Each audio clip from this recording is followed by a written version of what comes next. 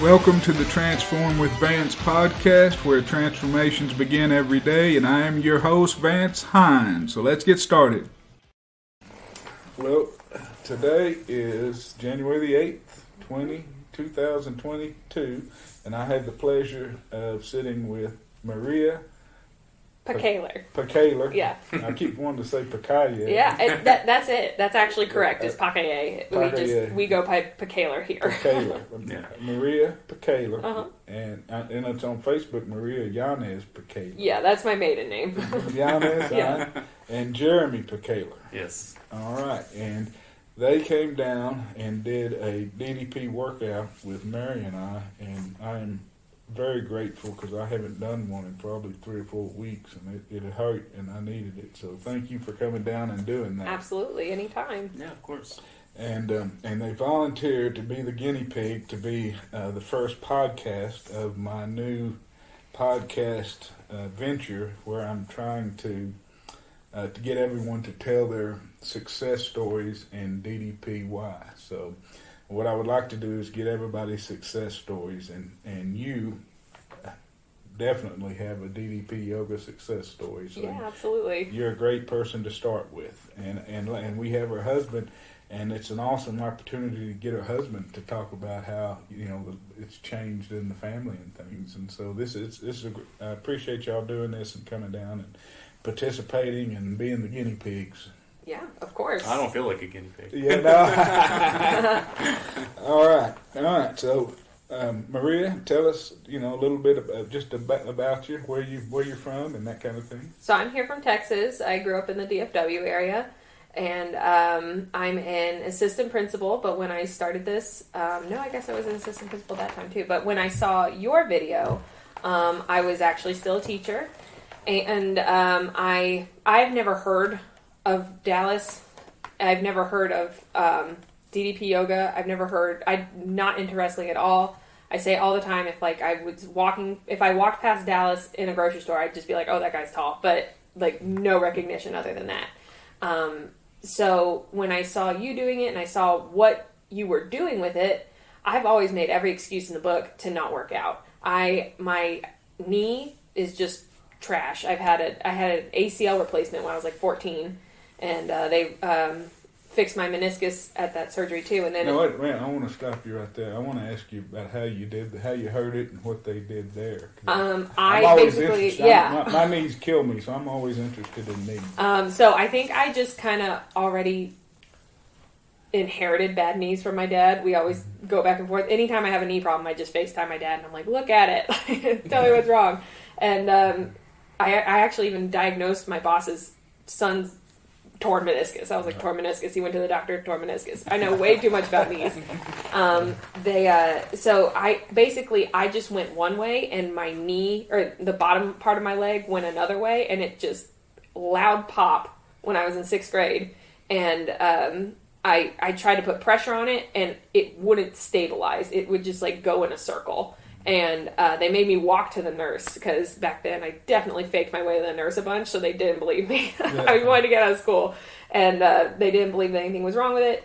So they made me walk to the nurse. My dad took me to the doctor, and it ended up being a torn meniscus, but I was 12 years old, which still growing at that point, so they didn't want to do surgery on it right away. I had to wait until I was about 14, and they were like, okay, it's not getting better. So torn ACL, and I had actually torn part of my meniscus as well, so they shaved that off.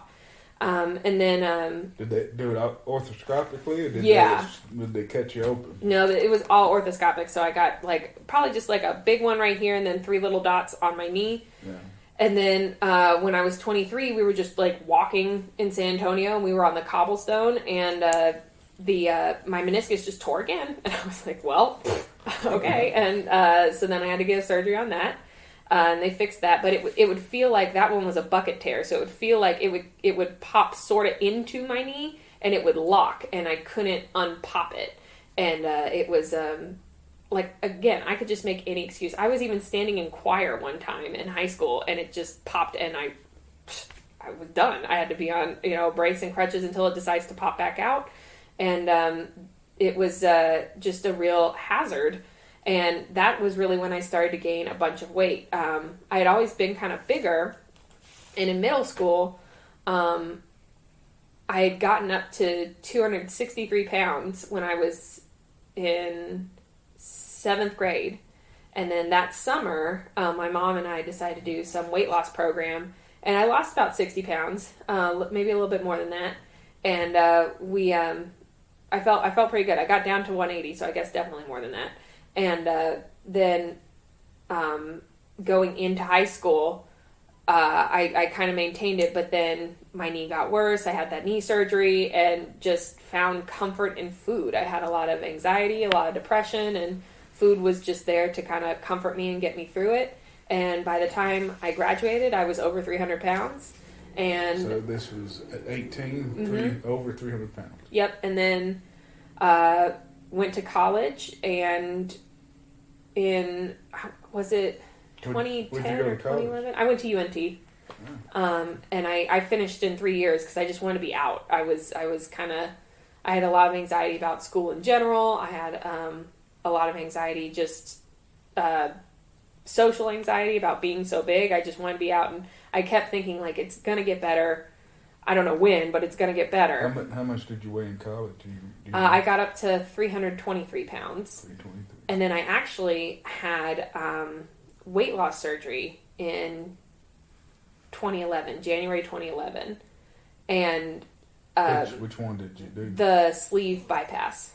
So yeah, they actually bypassed your stomach. Yeah. They sold it. I don't know much about it, but I think the sleeve, they sold part of it closed. Right. Something. They they took out, I want to say it was a big part of my stomach, and now it's basically the size of a banana is what they said. And that worked. I got down to about 202 pounds within the year.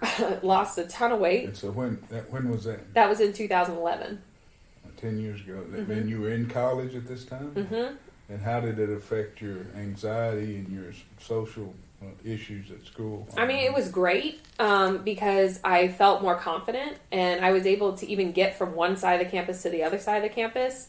I always kind of I had my weight as like a barrier for not being with people, I wanted to keep them away, and I always said, it's because of my weight, but really I think I was just hiding. And I always thought sometimes you're kind of invisible. When I was, in 475, people don't pay much attention to you. It's weird.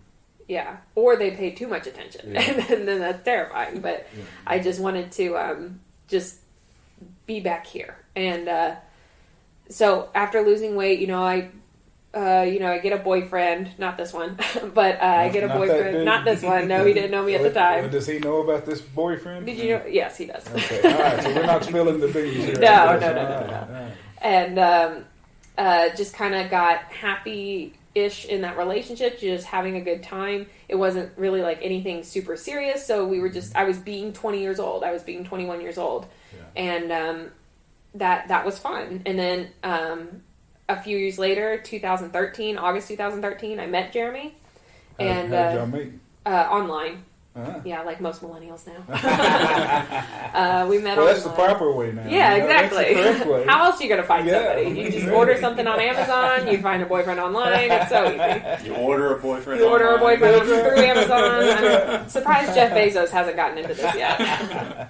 But we met online, and by that time I had gotten up to about 240. So through that first relationship, I gained back about 38, 40 pounds. Let me ask you that, I knew, I've never had the bariatric surgery, so you can't eat very much. You're limited. But did you change what you ate? No. And that's my question. No. Did you just continue to eat the things you did before the surgery? I continued to eat whatever I want because it worked. Yeah. At a 20-year-old is supposed to have a really good metabolism. It's easy for a 20-year-old to lose weight, and it was, especially if you're not eating as much. And so, no, I didn't change anything about my mindset. I didn't change anything about what I was eating. And that ended up being the downfall because I ended up stretching out my stomach again.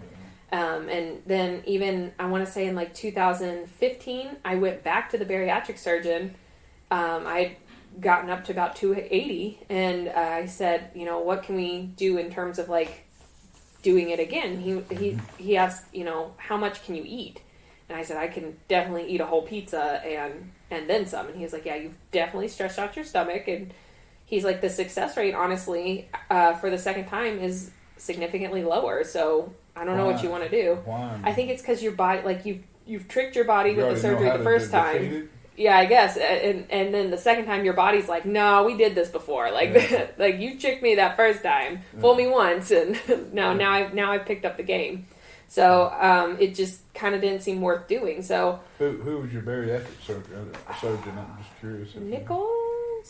Nicholson, Dr. Nicholson. Were you happy with him or her? Yeah, I think there's a lot more emphasis on the emotional and psychological side of it now than there was at the time. But also, I was a 20-year-old and I wasn't going to listen. So even if they did have it all incorporated at that time, they weren't going to be able to tell me anything that I was going to listen to. Mm-hmm.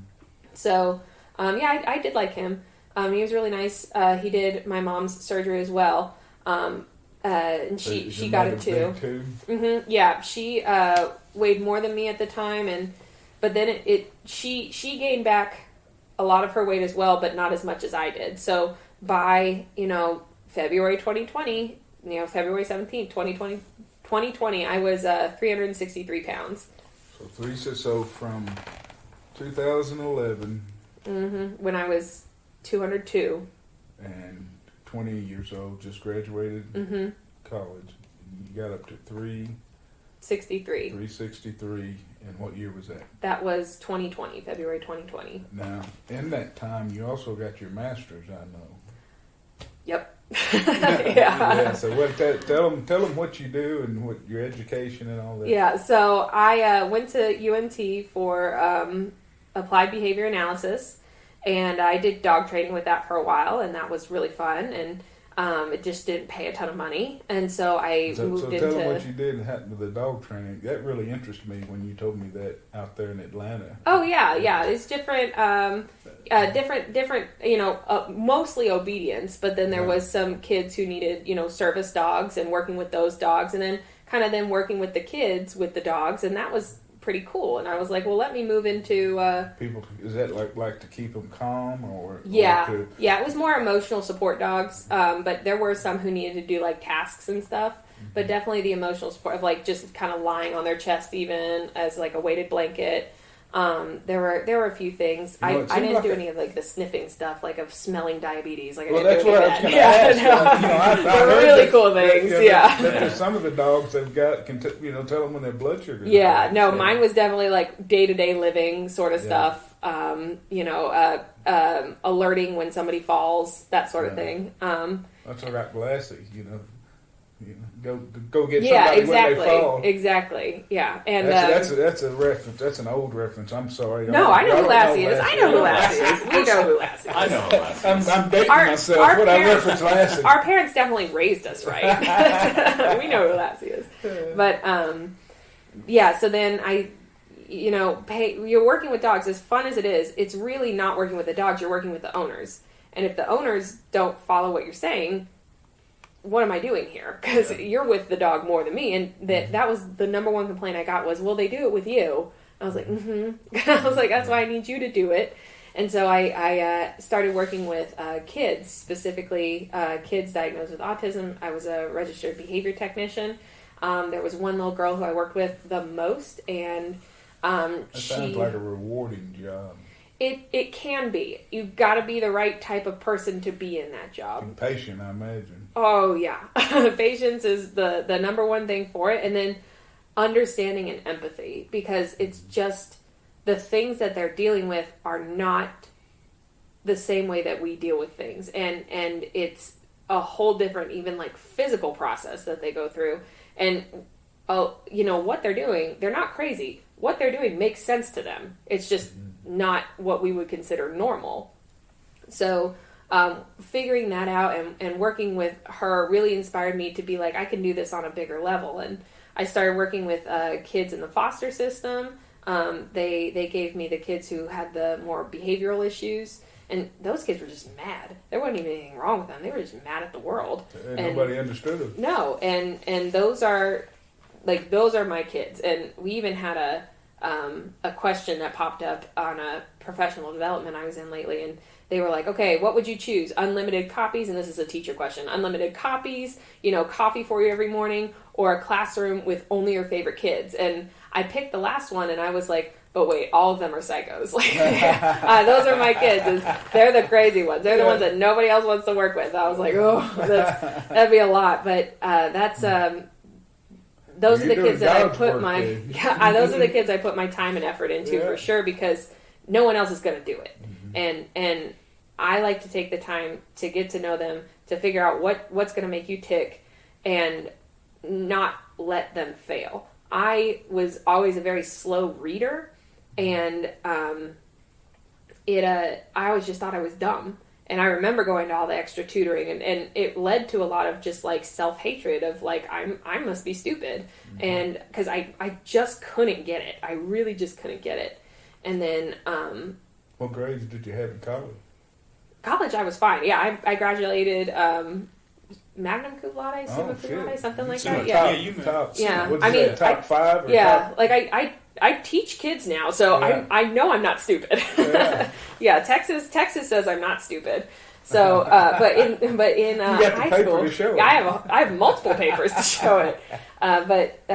So then working then with the kids. I wanted to do it then on a bigger scale in like a classroom. So that's when I went back to get my master's degree in teaching and education from UNT, and did really well with that because my behavior management, because that's the first thing you have to do as a teacher is have strong behavior management. And because I had a grasp on, I've dealt with kids who've hit me, kicked me, bit me. I had a third grader try to pull a knife on me once. She has the scars to prove it. I got the scars to prove it. Now, y'all mentioned something before or after the workout about the police having to be called recently. Yep, on a fourth grader at this school. So, and it's a sad situation, but it's at the end of the day, like what's best for not just that kid, but the safety of others too. So that was hard, but I got my master's degree. I started teaching, and the behavior management just clicked. I had my classroom what's was the master's in what's official? Teaching and education. Teaching and education, and do you have to do a specific grade level? The licensure, it's like EC through 6, so early childhood through 6th grade, or they do like 4th through 8th. And then it gets kind of tricky because it's more subject-specific teaching licenses for high school credits, so it gets a little bit different after that. But I have mine in EC through 6, and I have my English as a second language certification as well. Really? You speak Spanish? I understand Spanish, and I speak enough to help the kids through it. I am half Mexican, so I got part of that. But the other half's Irish, so it just counteracts. Cancels the other part out. But I became a teacher, and I became a really good teacher really quickly. And so then when an opening happened at my school to be an assistant principal, we call them deans at my school, they offered it to me, and I said, sure. So I became an assistant principal. And my behavior background has helped me a lot in that as well, because a lot of my job is dealing with the behaviors that teachers can't deal with or aren't equipped to deal with or just shouldn't have to deal with. And the other aspect is coaching teachers. So I've done pretty well in that as well. It's definitely a different kind of stress, but teachers and educators have just been going through it this year, but and last year and the year before. It's been real tough. Well, obviously you are not stupid. Yes. We have the papers. Yes, obviously you're an overachiever. Yeah. And a go-getter. And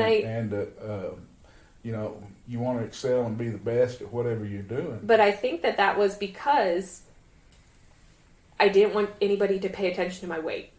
I didn't want anybody to think, I wanted to be the smart girl, the good teacher, the one who's best at the highest in their field or whatever, and not the fat girl. Like, I didn't want to be described as, Maria, the fat one. Like, I didn't want to be known as that. I needed something else to hide the fact that I was severely overweight. Yeah, I think you hit it nail on the head. I mean, we kind of overcompensate in other areas, to make ourselves feel better about ourselves. Yeah. There's a certain sense of self-care that I feel like people do when they do stuff like that. It's you're just trying to take care of yourself, emotionally. Well, I think emotionally, the eating is that's what I do when stressful times is I eat and binge eat and everything else. Yeah, I'm a binge eater for sure, and me too. It's I realized I do it to like numb myself, and I don't know. I've gotten a handle on stress eating. I've gotten a really good handle on that. I even Wednesday when the whole thing happened at my school with the kids and everything, and they I came home and I was just a wreck. And I actually thought to myself, I'm not thinking about food right now. That's interesting. Like, I actually don't want to eat. I want to just go to bed. I just kind of want the day to be over. But, in the past, anything that would have happened that was just kind of slightly bad, I would have been like, going to Chick-fil-A. Yep, Chick-fil-A. That's the first thing. I already know. He already knows, yeah. Want to go to Chick-fil-A? What do you get at Chick-fil-A? Oh, I don't even remember now. I think I got the strips, but I used to work at Chick-fil-A in high school, and that wasn't good for me either. To get into, yeah, that wasn't good for me either health wise. But it was I learned a lot about customer service, so I have a really high standard for customer service now. Well, this it to me, I don't know. It points somebody that's that smart, that's dedicated, that's you. I'm sure people out there saying, surely you can figure out how not to gain weight. You would think. You would think. Yeah. But it's not that easy. I mean, it's I don't know. The weight, I've given up drinking. The weight's the hardest thing. Yeah. For me to control, and, get a handle on. Well, with drinking and with drugs, you can avoid that. Yeah. And with food, there's sort of a scale of like what's good for you, what's bad for you, and you can kind of veer off very slightly into the other end of the scale on that one with just little things. And that's why everybody talks about it's just little changes. It's just little changes, and you can lose weight, and that's true. But it's also really easy to fall into those little things of like, I had a side salad with my dinner, so I can definitely French fries for lunch or something. It's really easy to fall and make those rationalizations. And I can rationalize donuts. I can rationalize pizza. I can rationalize anything. I'm a really good rationalizer for sure. I even could rationalize, like I was talking about. I can make any excuse not to work out. I even remember telling my doctor in 2019. She was like, well, why don't you try swimming? Because I was telling about walking, and walking is hard because of my knees. And she was like, well, then try swimming. And I said, but my hair, like in chlorine, just doesn't. And I even remember thinking, I don't know that I'm going to get away with that one.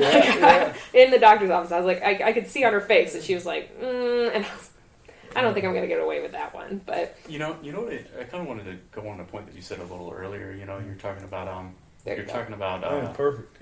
Yeah, just with weight gain, people don't see the immediate side effects of like high blood pressure, high cholesterol. These are things that you can't just see in the mirror when you wake up, or there's no immediate consequence of weight gain. And you're talking about alcohol or drinking. It was easier for you to quit. We all know. CDC guidelines. It wasn't easy. I was able to. Well, I wasn't easy. I guess. I'm sorry. I don't mean to minimize. No. I understand what I definitely don't mean. But to I just mean minimize we have CDC guidelines on how crazy smoking is for people, and you can see the health. You see somebody coughing up a lung, you're like, oh man, they're killing themselves. Or you see somebody who gets alcohol poisoning and sends themselves to the hospital, like, oh, they're sick. You see a fat person, you're like, you don't go, they're sick. And you don't have that sympathy. like you've done it to yourself, and in a certain sense you do, but it's also there's more to it. Yeah, it's a lot. It's a lot of, psychological, emotional, physiological. There's, there's a whole lot to it, and it's just hard to. I'm gonna reference my age again. Did y'all ever see the Gallagher? This is one of my favorite sayings, but Gallagher used to be a guy that had a big wooden mallet. He was a comedian. Oh yeah, I know Gallagher. And he'd put food down. And like the watermelons. Sledge-o-matic. He'd make anything. People in the front would just get covered in fruit. But anyway, he would say it slices, it dices, and it'll make French fries, but only if you hit that son of a bitch just right. And that's the way diet is. You got to split. You got to hit that son of a bitch just right. And exactly like Jeremy said, like you don't get an immediate reward for it. Like you didn't eat what you wanted to eat, and then even when you step on the scale the next day, it might not say what you want it to say. No. It's definitely, you've got to look at it as a long-term process of this is a lifestyle now. I have to choose to live this lifestyle now. And I even remember when we were talking about rationalizations, reading Dallas's book, and he called me out on stuff. He didn't even know me, and he called me out on stuff in the book. I had to put it down because I was like, how dare you? You don't know me. And he sure did. He sure got me on all of my, like, lying to myself about it. And I was just making excuses that weren't going to help me in the long run. So what am I doing here? What am I actually doing here? Because logically it doesn't make sense, absolutely. But it's, like you said, it's the emotional and psychological part that it really factors into a lot of things. So the Dallas, if you get any coaching from him, it definitely comes with tough love. Yep. Yep, it does. That's the way he's a saint, but he does it in his own way. And I'm happy with that because that's what mine is. Like I actually, that's how I talk to my kids. Is very much they come up and they go, so and so hit me, and I said, okay, what did you do? They're like, oh, well, I called him stupid. I'm like, okay, go sit down. Like, you know what you did there. And you go figure that one out. I believe in you. But I'm not going to go, oh, and, let me put a Band-Aid on it. I'm not that kind of teacher. And I think it helps them kind of figure it out for themselves. Hold on a minute. All right. We're back on. Where were we? Dallas's tough love. Dallas's tough love, man. That's Yeah, Maria's just getting a taste of medicine of what she's done her whole life. Yeah, with the kids, for sure. All right, so let's talk about your DDPY journey. Let's talk about how you got started, what you've done, and all the way up through the contest. I really want to know why you got started and the problems and issues. What you can tell other people starting out that would help them in their journey. Yeah. So I saw your video in 2019, January 2019, and 475 for a man, 363 for a woman. Almost equivalent, I would say, especially me being 5'5". Like that's a lot to put on a body, and I saw it like you could do it, and you started out just walking, and I was like, well, I can walk. I know my knee sucks, but I can walk. I can if I stop making excuses about it. And so I kind of started out with that, and then 2019 just wasn't friendly to me, and so I kind of did it on and off, and nothing really changed. I think if anything, I gained weight by the end of the year. So January 2020, I was realizing I'm turning 30 this year. I need to do something about it now, especially if we ever want to start a family. So I'm pretty sure I had COVID before it was cool. In January 2020, I got so sick, and I was not okay until mid-February. I was, I think I got my voice back in the end of February. I don't think I've ever been that sick before in my life.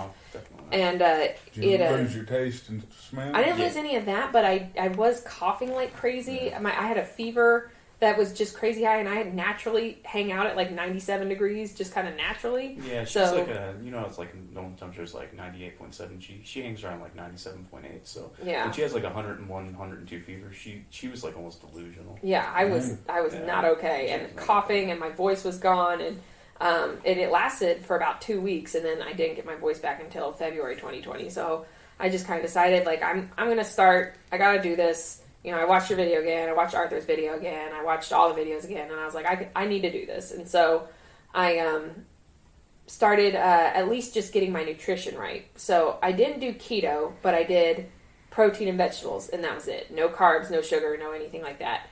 And I did it for a long time. And every so often, I would, have a cheat meal or whatever, and I by in March is when I started doing the workouts really seriously. Okay, right. So you started... I started February 2020 with eating right, and then March... 363. Yep, at 363, and then in March 2020, I started doing the workouts on the DDP app seriously. And how much did you lose that first month? Oh, like 30-something pounds. It flew off. And it was really... protein and vegetables. Protein and vegetables, yeah. It just melted off. And so then, March 2020, the world shut down, and, I had to move more, and so I started doing the workouts more. And I want to say by May, I was down about 50 pounds. And then I just kept going. And I think being out of the school where, because, teachers and food, that's every teacher's love language is food. So there's always food there. And kids, you bribe the kids with candy, there's food, there's everything at school. If you're ever hungry, find a teacher, they got food. And that's really... Yeah, seriously though. Yeah. And so being out of that environment, I was able to kind of stay away from that and just kind of make my own choices. And, we weren't going out to eat because we weren't trying to leave the house. And so I think that period did kind of help me get into some good habits. And then I was walking more, and I was doing, DDPY. And by November 2020, I'd lost 100 pounds. And... Okay, wait a minute. Say that again. November 2020. So from February 17th to November 23rd, 2020, I had lost 100 pounds. So you lost 100 pounds in September, February, March, it's 8 months. April, 8 months. Okay. Yeah. So 100 pounds in 8 months. Yes. It's about 14 pounds a month.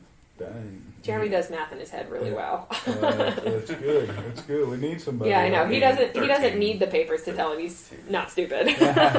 She roughly lost around like that much. Yeah, about that. Pounds a month, yeah. And so, that's crazy. That's 100 pounds in 8 months. Yeah, like that's what a 10,500 calorie deficit a week.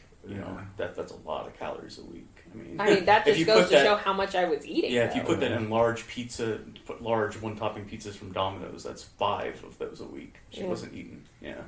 That's crazy. Yeah, I was eating a lot of food, and now I was dropping significantly. And all right, so that time were you following any like the DDPY nutrition? Or no, I really kind of discovered it all at little different times. I was like, "There's a nutrition program," and so Dallas called me November 23rd, 2020, when he saw on Facebook that I lost 100 pounds. He called me. And he said, "Are you doing gluten-free, dairy-free?" And I was like, "No." And he was like, "Okay, you need to do that." And he told me about different stuff on the app, and he was like, "Do the list and everything." And I was like, I get to do all this stuff. Tell them what about the app, and treat it like if somebody is coming and listens to this. Yeah, because I've been doing it with this one. Because Jeremy is just now starting with it, but so that people would know what they're doing. So here's a fun story. About the champions from this year. I'm hoping that we get tons of people listening. Oh yeah. The champions from this year, actually, we were talking about how our dashboards, the motivational Mondays weren't popping up on our dashboards, and we were like, yeah, they never pop up. We get the notification for them, but they never pop up on the dashboard, which is like the main screen. And of what app? Of the DDPY app. What is it called? DDP Yoga Now. DDP Yoga Now. Yeah, and. We couldn't figure out why, and I said, no, mine is at the end. It's something about connecting your heart rate monitor. And so Steve, you actually told us you haven't watched the prerequisite videos. And so, fun story, none of the champions have watched the prerequisite videos on the app. And that's why we weren't seeing the videos. We had to go to DDPY TV, which is also on the app, but that was a fun story. And I was like, look how far we've come without these prerequisite videos. So how useful were those really? You kind of just figure it out on your own. But to make sure that we were getting the new videos, we all had to watch the prerequisite videos. And as I was watching them, I was like, this would have been helpful a year and a half ago. I could put music on the app. That's crazy. And there were different things like that. In the nutrition section, which I didn't know that was there. Like, until I figured it out that it was there. So my first suggestion with the app will be to watch all the videos on the dashboard. And then they update and watch those videos. And then it updates and then watch those videos. Like, watch them all because it'll tell you everything you need to know about the app. You can figure out on your own, but it'll go a little bit slower. And you'll be like, why wasn't I doing this in the first place? I think you taught me something, because when mine pulls up now, it pulls up to the list. Yeah, so you got to watch that. And you don't get to what you said, the Motivational Monday. You got to go look for it. Yeah. So whenever they do a notification where it's like, watch Facebook Friday, and you're like, but it's not on my thing. Like, why isn't it there? It's because you haven't watched all the videos you were supposed to watch. I know. I haven't got it. I know. I was like, I don't think anybody knew this. So that was a funny conversation. And even Candy from the year before never did it. So I was like, this is clearly nobody knew how to do this. Well, I've been doing it. I started 4 years ago. Yeah. I didn't. Exactly. So Steve said, good job on that one, guys. Like, well, wasn't our fault. And so now, so that would be my first recommendation, is watch all of the prerequisite videos that come up on the dashboard. And then do all those things. Like, get your heart rate monitor. What about the list? Yeah, so go to the list where there's a video that shows you how to get to the list. I want to say it's if you look on the menu, you can go to the user guide and the list is on there. Look up the nutrition programs and make it work for you, because November I was doing, no carbs, no sugar, whatever, but I wasn't like happy. I felt like I was dieting. And I think that was, the term diet kind of means eventually I'm going to be able to not do this anymore. And that just that was naive of me to think. Like, it needs to be a new lifestyle. So I had been, toying around with, plant-based diets and vegetarianism and playing around with that. And this one, Jeremy says, let's go vegan. And I was like, okay. That's the worst diet known to man. Jeremy goes, let's go vegan. I can do it. I can eat eggs and yogurt still. And I was like, no, not if you're vegan. You can't. And he was like, oh. And so I was like, let's just try vegetarian and see how we do. And so we did it. And still no gluten, no dairy, that sort of thing for me. But Jeremy just kind of chilled with it for a couple weeks. And then he was kind of over it. And I just kept going. And I felt better. And I was like, well, that's really interesting that I actually just feel better doing this. And so that is something that I've been able to stick with, because I feel better doing it. So you're vegetarian. Vegetarian. I try to be vegan-ish when I can. I like the term plant-based. I think, when you talk about being vegan, you look at like the soap that you use and the toothpaste that you use, and making sure that there's nothing that could even be kind of considered. I don't have the time. I wish I could say it was because I was a better person, and it's just not. It's really just because I feel better. Well, but you're doing part. The tenets of the DDP Yoga nutrition program is gluten-free, dairy-free, no sugar. Mm-hmm. In the phase 3 part of the nutrition plan, which is in the user guide, not the nutrition section of the app. I always really confused on where to find it. It's in the user guide, not in the nutrition. The nutrition has like recipes and stuff, but the user guide is where the nutrition like guidelines are. And so you do vegetarian, but you do gluten-free, dairy-free, sugar-free? Yeah. And non-GMO organic?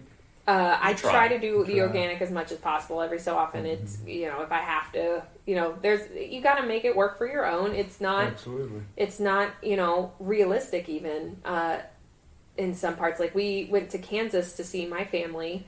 It's a very small town in Kansas, and there just wasn't all of that I would normally eat available to me. And so that was like, I understand it's just not feasible for everybody. So especially, we both work full-time jobs, going out of our way to go to the grocery store that has everything we need is even a task. So it's just kind of, you got to make it work for yourself. So I just want to get this out there, because I don't know if we've said this yet. How much have you lost total? I've lost 172 total. And that's just unbelievable. Yeah, and it's kind of been held up lately. I want to throw this in there so people know why you're such a success story. Oh yeah, that's why it's a lot of weight lost. It's I I'm really trying to get to that 180 loss, because then that'll be about half my body weight that I've lost. So I've been kind of stuck lately, but just keep going with it, and it'll come off. It started coming off this week because I was so stressed, and so it started coming off again. But it's it's just an up and down process. So how long did it take you to lose 172 pounds? So I want to say it was August of 2021. So from February 2020 to August 2021. Right, yeah. Go 18 Jeremy. months. 18 months. Which is almost 10 pounds a month. Yeah. Almost a little Almost, under. yeah. Just shy of 10 pounds. So For a year and a half. So yeah. tell me the last date again. February of 2020? February 2020 to August 2021. 2021. And you've kept it. You've maintained 172. Yep, since about 4 months. Mm-hmm.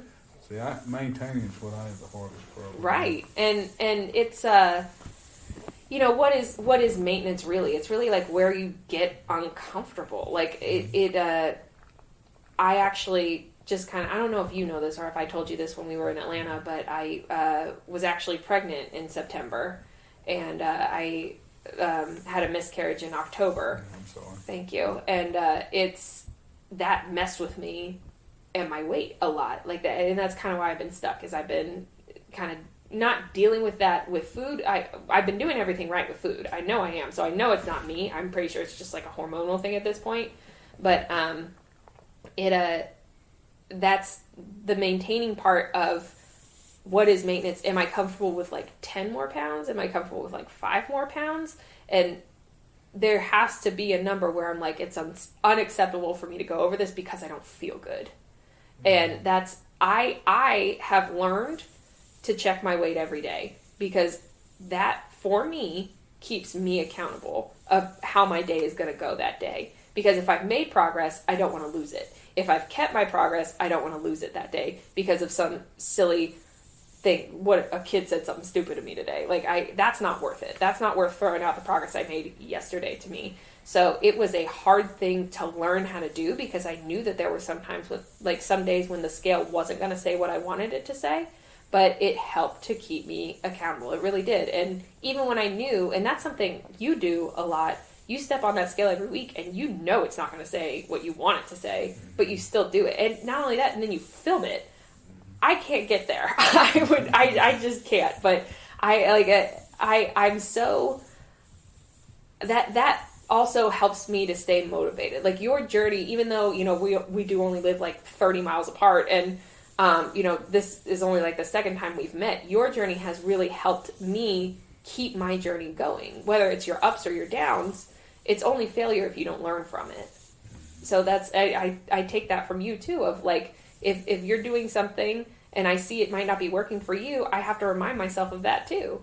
But it's something that I follow closely because you've done this before. You know you can continue to do it. It's just actually doing it. Yeah. It's different. Now that you've lost that weight, like you said, I know I can lose weight. Mm-hmm.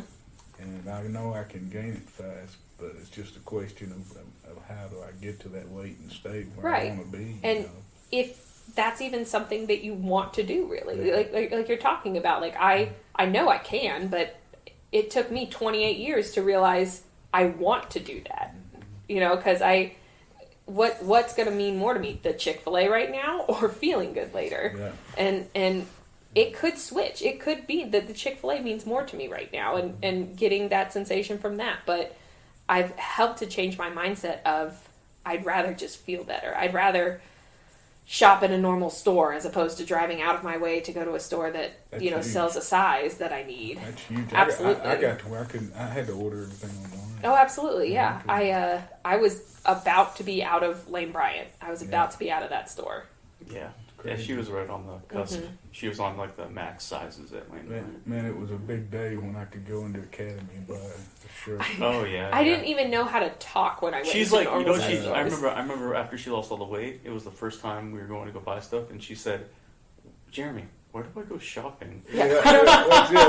What store do I go to?" Go? I'm like, Maria, we live in Dallas. Yeah. It's all the stores. And I was like, All I the don't know what stores. any of them are. Well, Like you can walk into anything. Yeah. You know, I always had to order from XL or Destination XL or Big and Tall, whatever it's called. Yeah, I still am figuring out. It's an interesting experience shopping at. I keep calling them normal people stores. That can't be right. That can't be what they're called. But that's what I call them because I had always gone to plus size stores, and I actually It's even weirder when we can shop at the same store. Yeah. You know? So there's a boys section and a girls section. or Jeremy pulled my jeans out of the wash, and he was like, "Are these mine?" Yeah, that's No. been confusing. That's been pretty confusing. Or That's even greatness. I went to a plus size store probably July of last year, and I said, they said, what are you looking for? And I said, oh, I'm just looking for things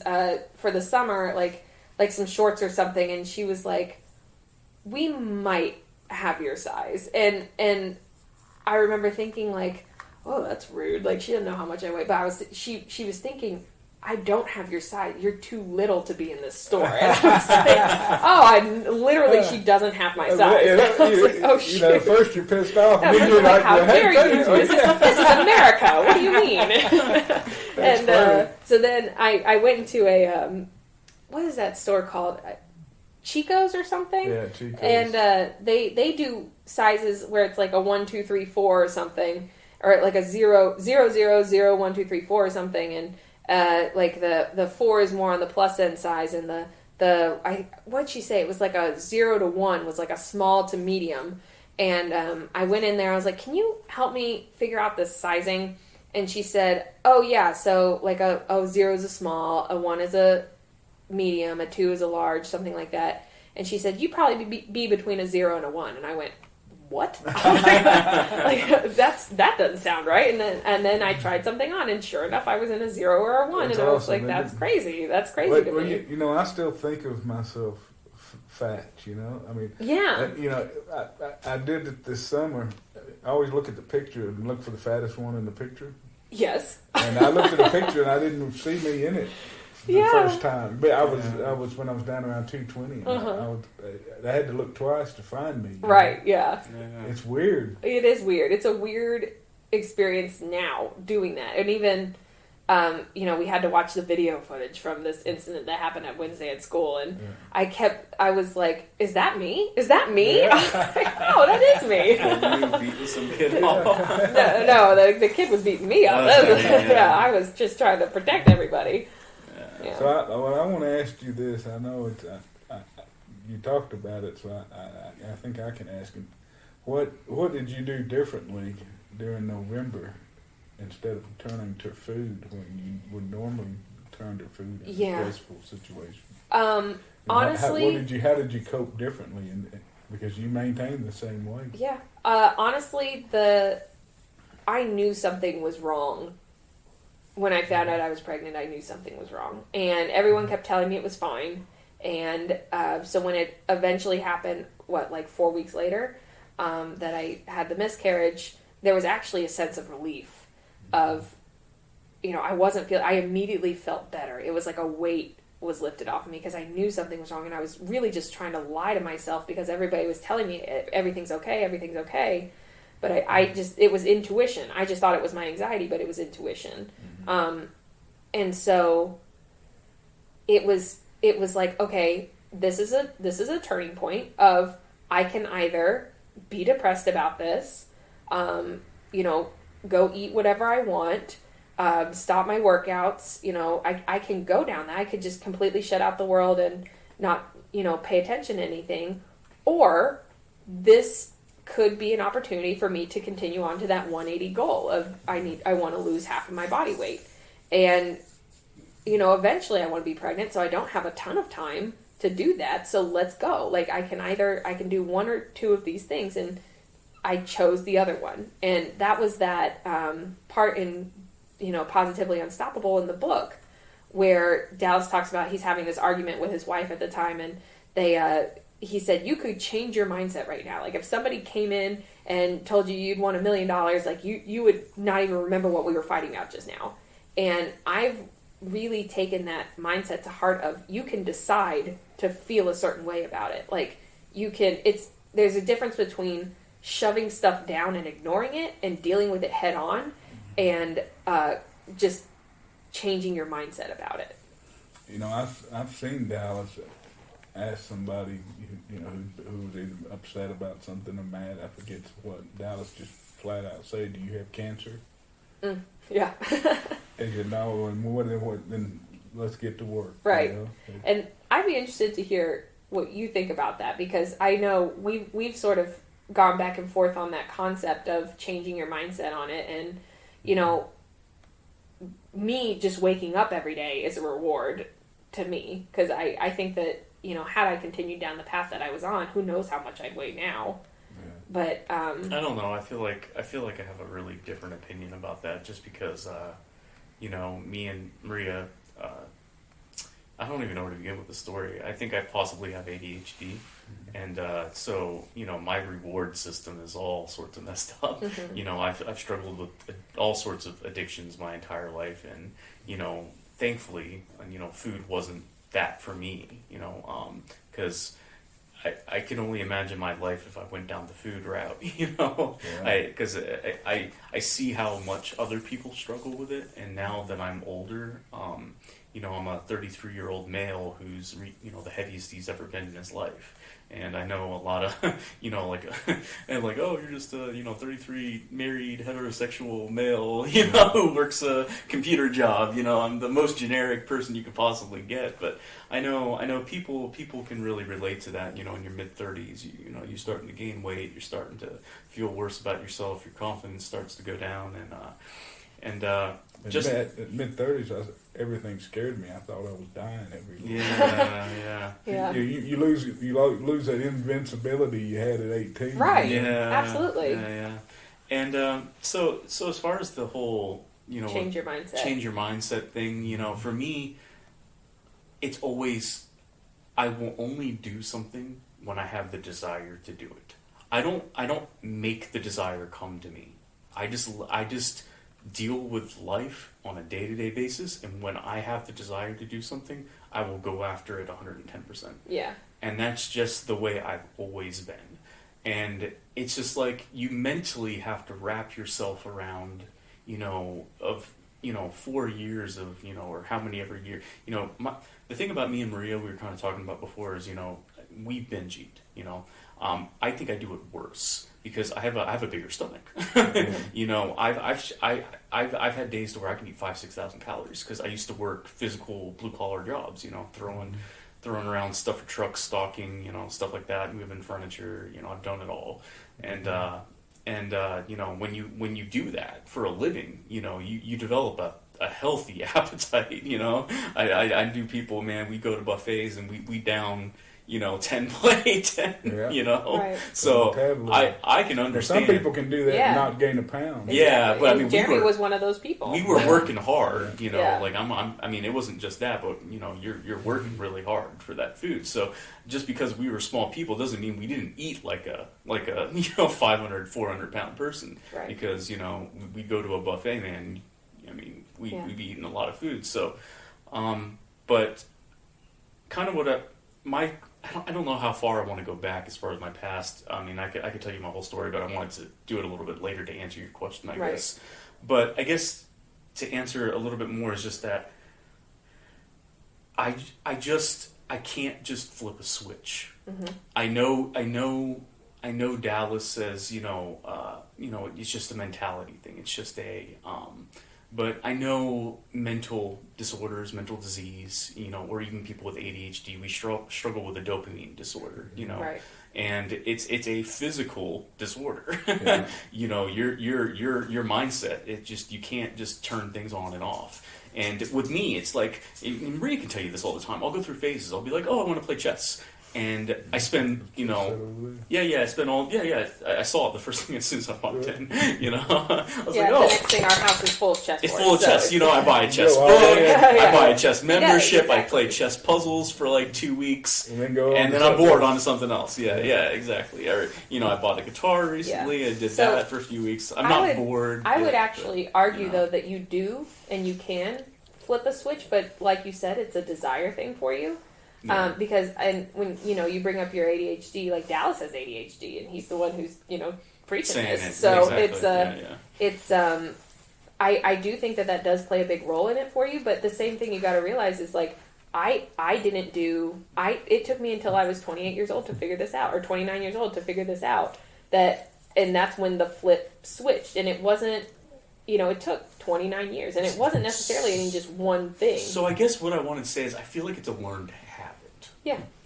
And habits take time to build. Oh, absolutely. I think Dallas has good intentions with it, but I guess my counter, point is that with people, especially of my nature, building up a habit like that is going to take a long time and a lot of effort. He's Yeah. got a quote out there, and yeah. I know I'm going to butcher it. She'll pester you if you keep up. You just Yeah, kind okay. of got to Okay. quit. But Gotcha. she's learned how to really get you to pay. But to quote something to the effect that life is 10% what happens to you and 90% how you react to it, or something to that effect. I can agree with that. And that's and that's kind of what she was saying, that you can choose how you react to what life deals you. Mm-hmm. Yeah. And and it's, I don't know, it's that's part of what they do in like mindfulness or meditation is that you can't control the thoughts that are coming to your mind, but you can push them to like a river, push them back in the river and move on to the next thought. Or even just acknowledge them and figure out why it's happening. Like that was my big thing was, so August 2020 was the first time that I kind of regressed, because, my big thing was, my why, my inked thing was, I want to start a family.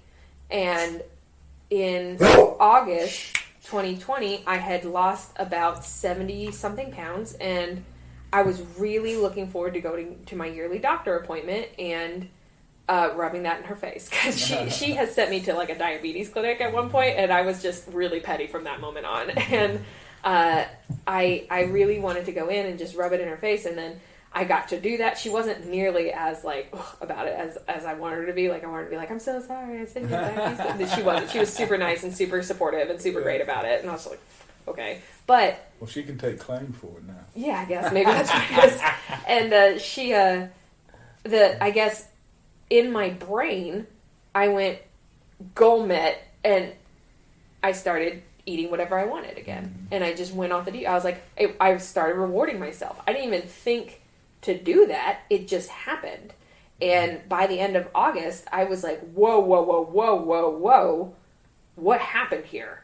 And I realized what had happened was, even though I wrote down my goal was I want to have a family, and I haven't met that goal, there was a secondary goal in my head of tell off my doctor. And I got to do that and show off to my doctor. And I got to do that. And then my body, my automatic response was reward myself with food. Mm-hmm. And so that was a hard process. That was one of the first hard processes I had to go through in it, because, at that point the weight was melting off. Yeah, our whole life is reward yourself with food. And how else am I supposed to reward myself? I don't even know. And at this point, I find, the workouts and the eating well is the reward in and of itself. And the feeling good. The feeling good part that one day we're going to be able to have a family, and, two, I feel good, and I'm going to be able to be around for a long time for that family. That's awesome. Yeah.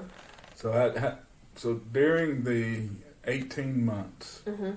you've talked about the food. Mm-hmm. So let's talk about the exercises that you did and what you did to help you lose weight. Yeah, so I mostly, I started off with walking, and then I got really serious about the workouts, and I did the beginner program in the app, and on the off days I would walk, and so I was always just kind of moving. That was the important part, especially during COVID, was that I moved in the day, because I tell Jeremy, I watch TV professionally. Like, I can binge watch like crazy. I think she's watched all of Netflix. I've watched all of Netflix. There's nothing on Netflix I haven't seen, I'm sure. I've done Netflix. Yeah.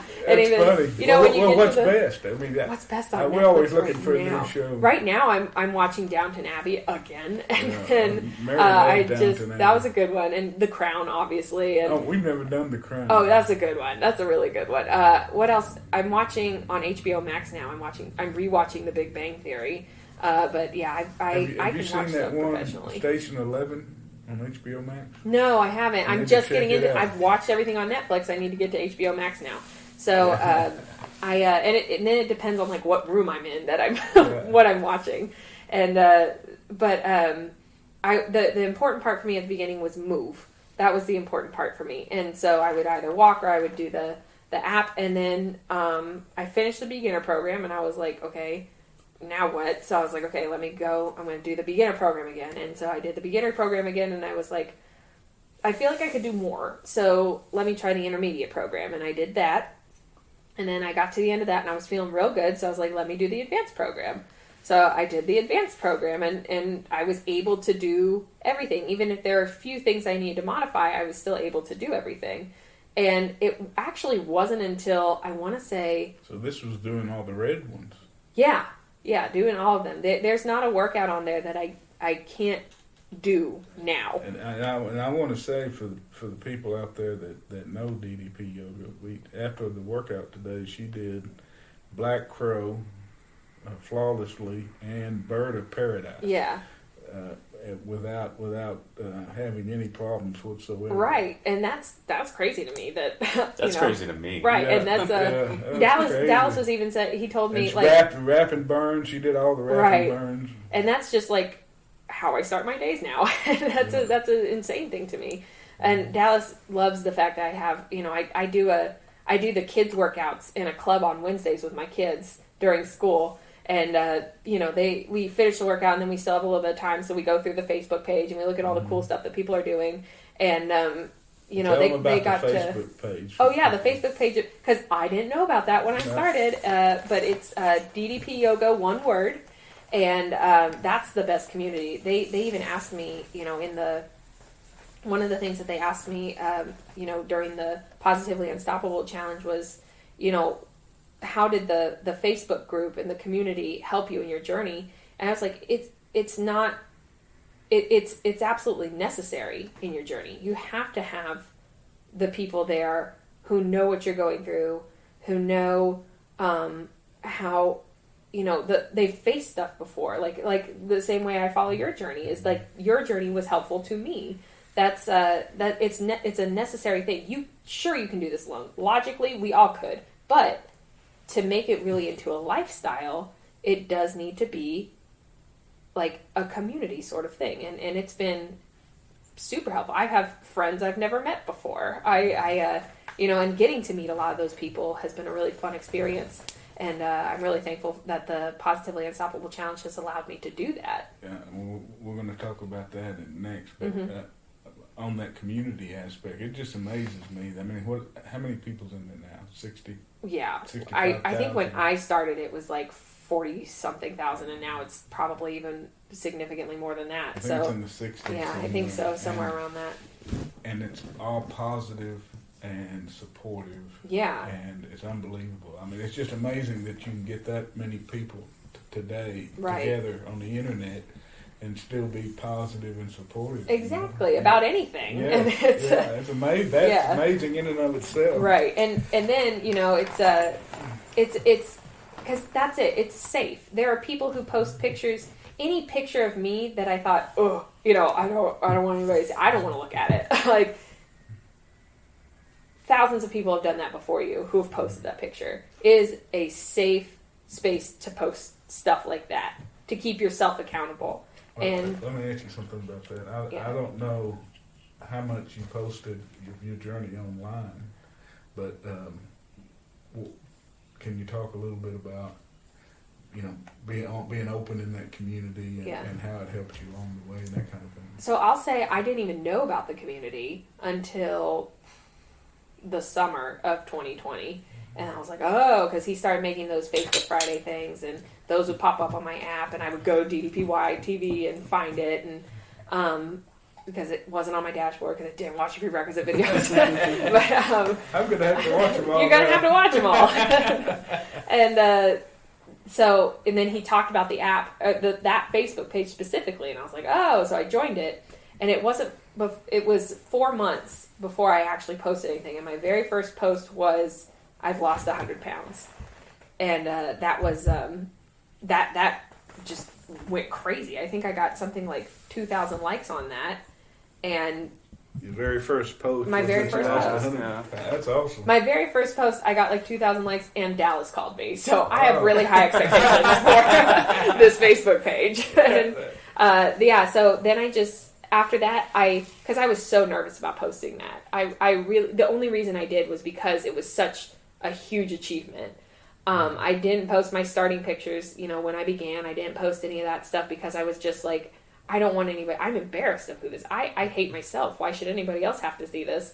So that's probably one of my biggest regrets, is that I didn't share more in the beginning. That's you don't hear that much. Right. That I wasn't public enough. Right. I wasn't public enough. I feel like, it definitely, I have all the pictures now and I post them all now, but I was scared at the beginning, and I realized that it was a fear. So that's a regret that I have, is that I didn't post more to hold myself more accountable and see even little minute changes, because people would point them out to me, what the changes were. Did you post outside the DDP Yoga Community? Yes, there was not that. I guess no. There's a DDPY women's community for and I would post a few things there.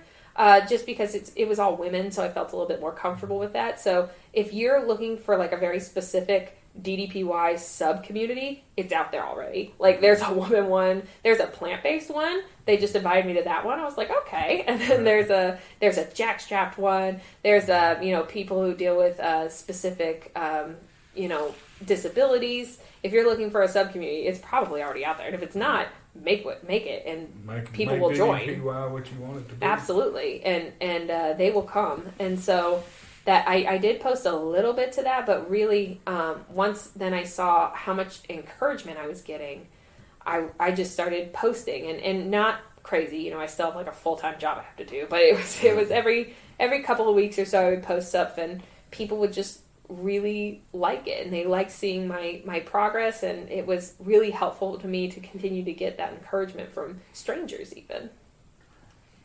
A lot of people you end up getting relationships and friends out of it. Oh, for sure. Absolutely. We met y'all through it. Yeah, and we live in the same metroplex. That's right. That's right. And I even, funny story,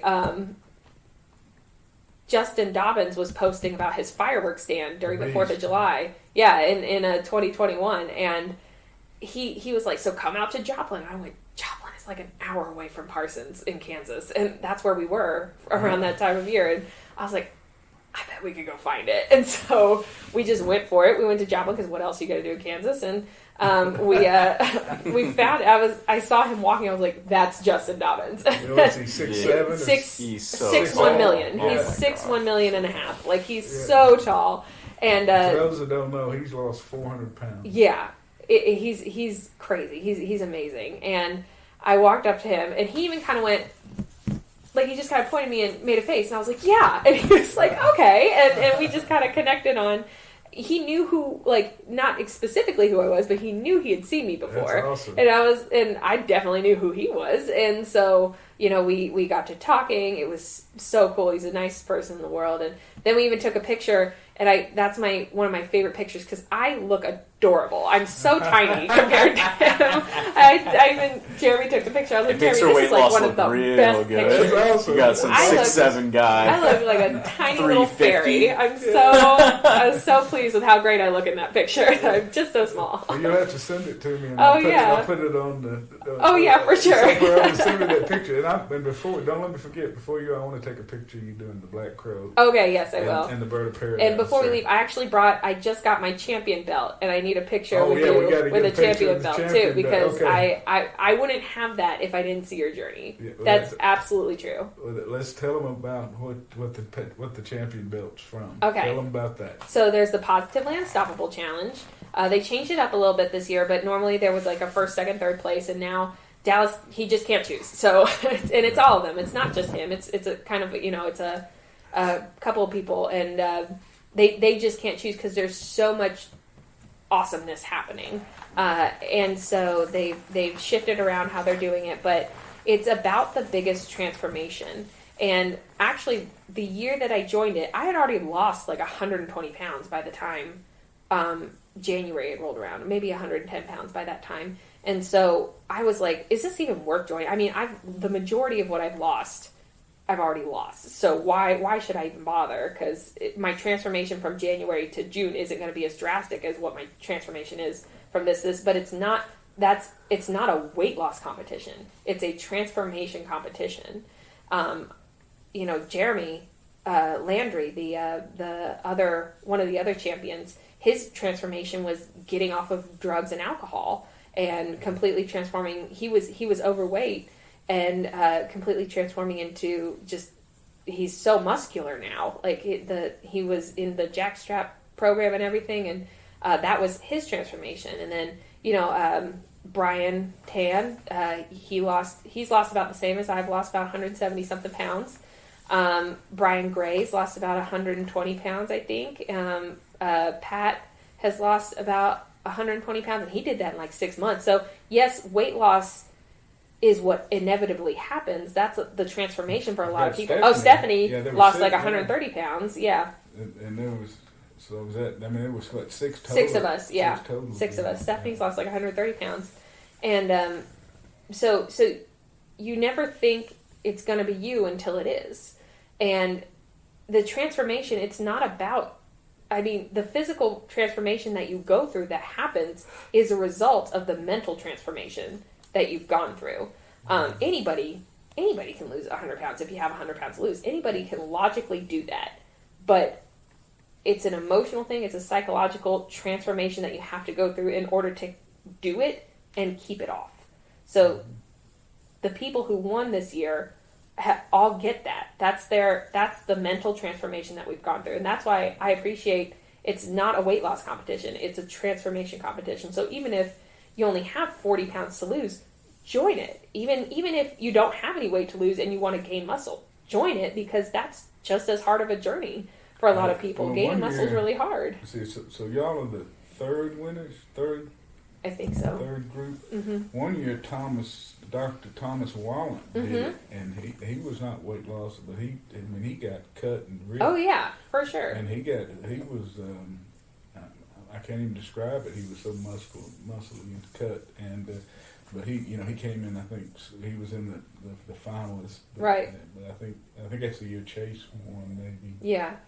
But yeah, it's not just about weight loss. That's what a lot of people use it for, because I know for me, DDP yoga was something that I could stick with because I could do it.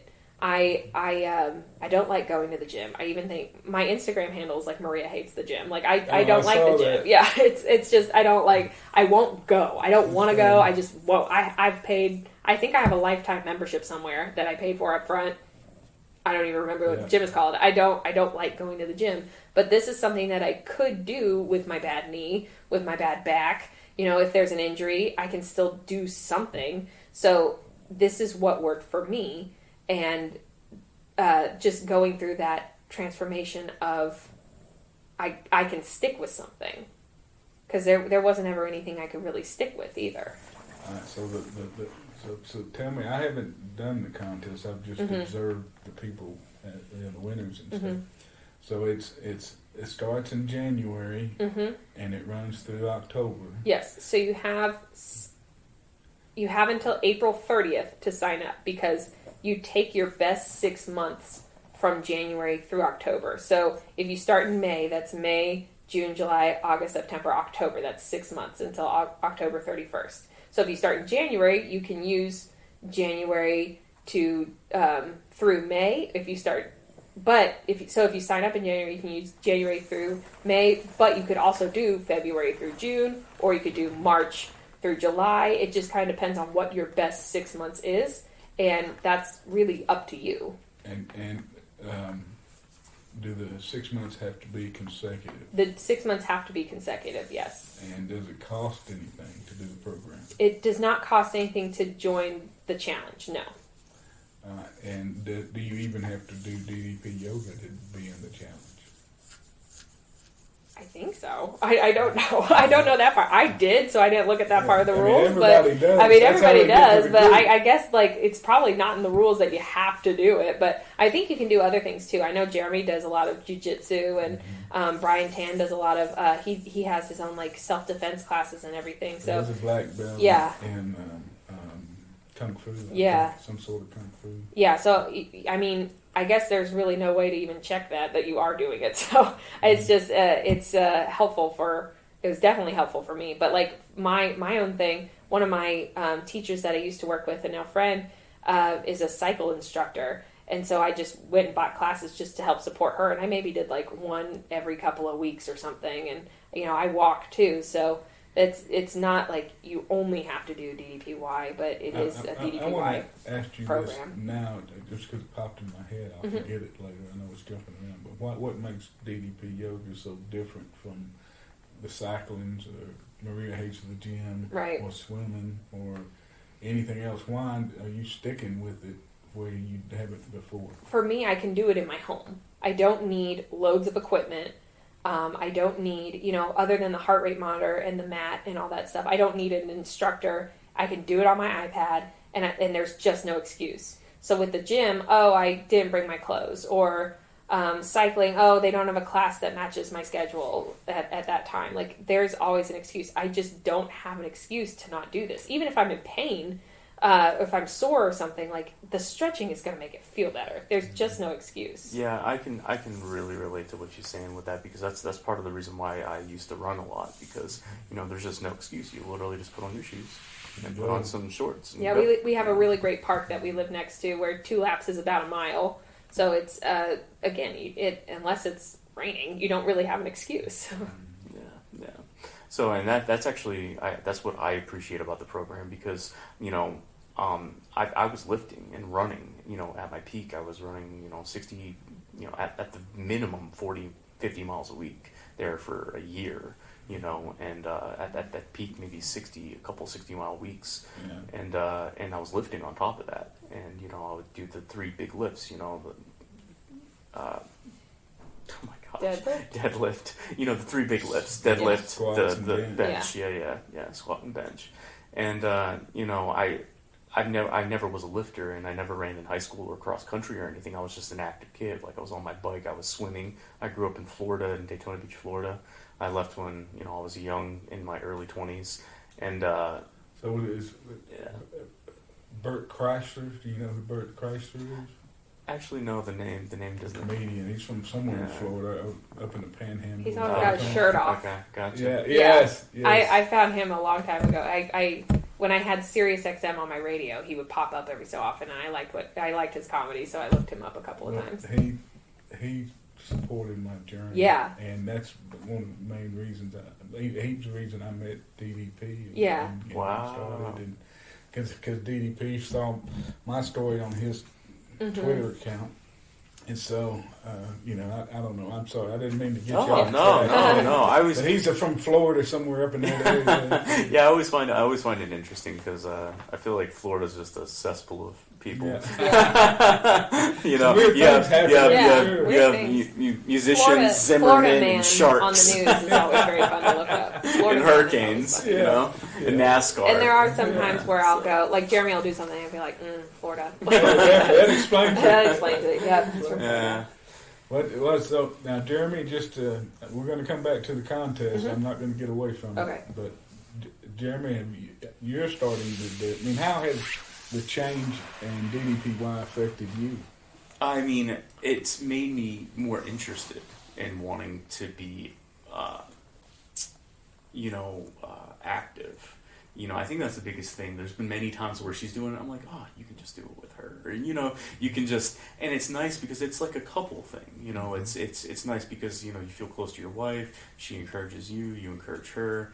And it's not like, and, you know, we see all these other, kind of going back to the competition, you know, we see all these power couples and they're doing it together every second of the day. And I'm like, oh, man, I feel so bad because I'm there when I want to be, but I'm starting to be there more often, especially since I told her it's my light, flipped for me. And the last 2 weeks, I was just like, no, I'm done with sugar, just out in the middle of nowhere. And this is the longest I have not had That's awesome, sugary man. things, and I've noticed a huge change in my body in like 2 Yeah. weeks. And When Yeah. you talk, she mentioned flip.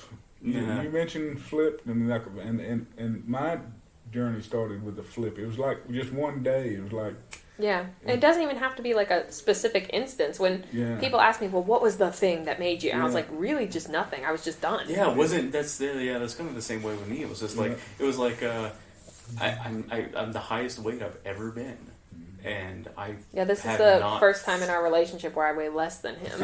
yeah That's weird. yeah, and I just it's I becoming a competition now. Yeah. I just don't feel good. Yeah. Yeah. You wake up, you're like, man, I'm supposed to be in, there's people breaking world records at my age, at 31 in long distance, 32, 33 long distance running, weightlifting, all these people at my age, beating world records, and here I am with lower back pain and Yeah. and like, irritable bowel syndrome or Right. something, you know what I mean? Right. Like, Health problems. Health Well, problems, that's so, one thing I think DDP does is Yeah. that it gives you the ability to do whatever you want to do.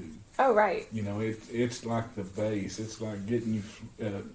DDP says life is flexibility is life, but just being able to have that strong core, being able to be flexible, and you don't worry about. I mean, you can do. It gives you the ability to do anything you want to do. I really think it's the closest thing to a fountain of youth that we're going to see in a Yeah, lifetime. because I feel better doing it. My body moves the way that I want it to move. There's so much just less pain. So that's what keeps me going too. And if you think about it just being, like you said, with dieting and everything, it's not an immediate reward. But this, I feel better when I'm done. And Absolutely, feel warm and yeah, like I can actually move for the day, and I don't have to grunt when I stand up or something. Yeah.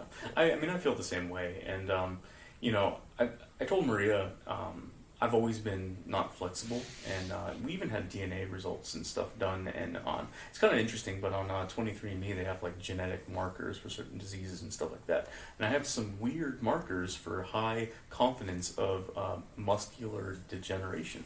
Really? I have both the markers, and they said I there's need to do that. Yeah. Like the 23andMe Yeah. thing. We Yeah. found relatives on 23andMe. Well, we should. We won't go into it, but that like, is such a story. He has a whole half uncle. I got a whole new cousin. That's It's awesome. It's Yeah. really I- cool. I listened to a book.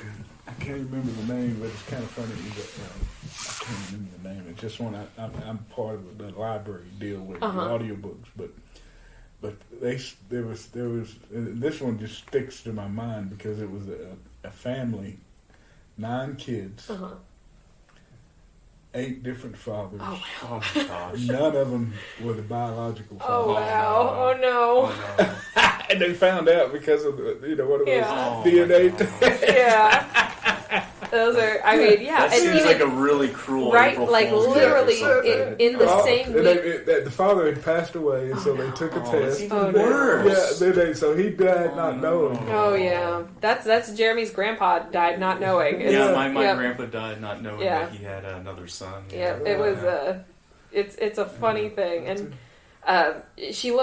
my cousin looks just like us too. So when she messaged me, she's like, "It says we're related," and I was like, "That's a picture of me." No, that's not me. I was like, "Oh my gosh, this is my cousin." It was so I funny. need to do, but did you did the 23andMe? We both, Yes, we yeah, both yeah, did. we both did. Yeah. So did it scare you about the the Like health muscular, stuff? yeah, Musculars, yeah, a the little bit, muscles. yeah, because it was weird because she didn't have anything. You know what I'm saying? She's a beast. That's why. Yeah, some of them She didn't have anything. I was She could be reading the them. bird of paradise. I'm just so impressed. You know? I was reading some of my results because there's a silly one where it tells you about like traits you have, and some of them are just wrong. Like some of them was like, you have blue eyes, and I was like, no, I don't. No, Or, it says that there's a 75% chance for you to have blue eyes. and I don't. And Yeah. but then I Kids was may have blue eyes, right, so- maybe because Jeremy has blue eyes, but Yeah. I was reading them out to one of my coworkers, and he was like, I could do this job. He's like, I could just make this stuff up. Yeah, that's right. That's right. You don't even need to spit in a tube. I'll just tell you, you have curly hair. Like, and so that was some of the, it's funny like that, but we really did the 23andMe, because ancestry-wise, I was right on the money with what it was going to say. For me, from what origin? I'm literally half Mexican, half She's Irish. basically half Mexican, And half Irish. half Or Irish, European and you know, mix, Mexican basically, yeah. doesn't come up as like an ethnicity because it's, you know, it's a heritage, but it, you know, Mexican is Native American with you know, Spaniard with some European with some, you know, that's, you know, it's a mixing pot of what a Mexican is, and so it does come off a little bit sporadic, but it basically is like half is Mexican, half is Irish. Did you have any Neanderthal? Nope, I don't think so. Yeah. We I have did? variants. Yeah, we You both did? have variants. Yeah, she's higher than me. She has More I think, Neanderthal? Oh, I didn't even know it was there. I wasn't looking at that part. Yeah. Yeah, but my, mine, my I was daughter just did showing one it. of those, and they Yeah. said it was so much Neanderthal, and we all Yeah. like that explains a lot. I was just looking at that the other day because I was looking at the health part of it for something, and literally every continent except Australia is lit up with a color of. I have something. I just found a Chinese Yeah. part even. Like Yeah. it's a big cluster of DNA. What about yours? Jeremy is 100% a white guy. You look at I mine, was- it's just Europe. Yeah, I was- it's just East Europe. I even said Jeremy. It's right Jeremy there. got. There may be some royalty in there somewhere. There probably No, is, there but- is yeah, actually. yeah. My dad's done it. I'm Yeah. not even joking. So his Yeah, dad yeah. did the DNA Yeah, thing, and Jeremy called me and was like, and he's, you know, so and so French, and he's so and so Irish, and he's so and so English. And I was like, Jeremy, yeah, we knew he was a white guy. We knew that. And so then when Jeremy got his, I was like, yours is also going to say you're a white guy. I was like, that's what that ancestry part is going to say. But it is cool to see the different percentages. I want mine to say I'm from Scotland because I've Oh, been yeah? to Scotland and I felt like I was home up there. If I don't have anybody from Scotland, I'm going to be disappointed. Yeah, we need to I'm get sure, to. I'm sure we you need to get will. to Ireland. There's a friend who I met at the DDPY retreat. That was really cool. Oh, shout out. Named David. Shout out There you David. David Byrne. He's He's just so adorable. Did I y'all just go to love Mexico? David. Yeah, we did. I did.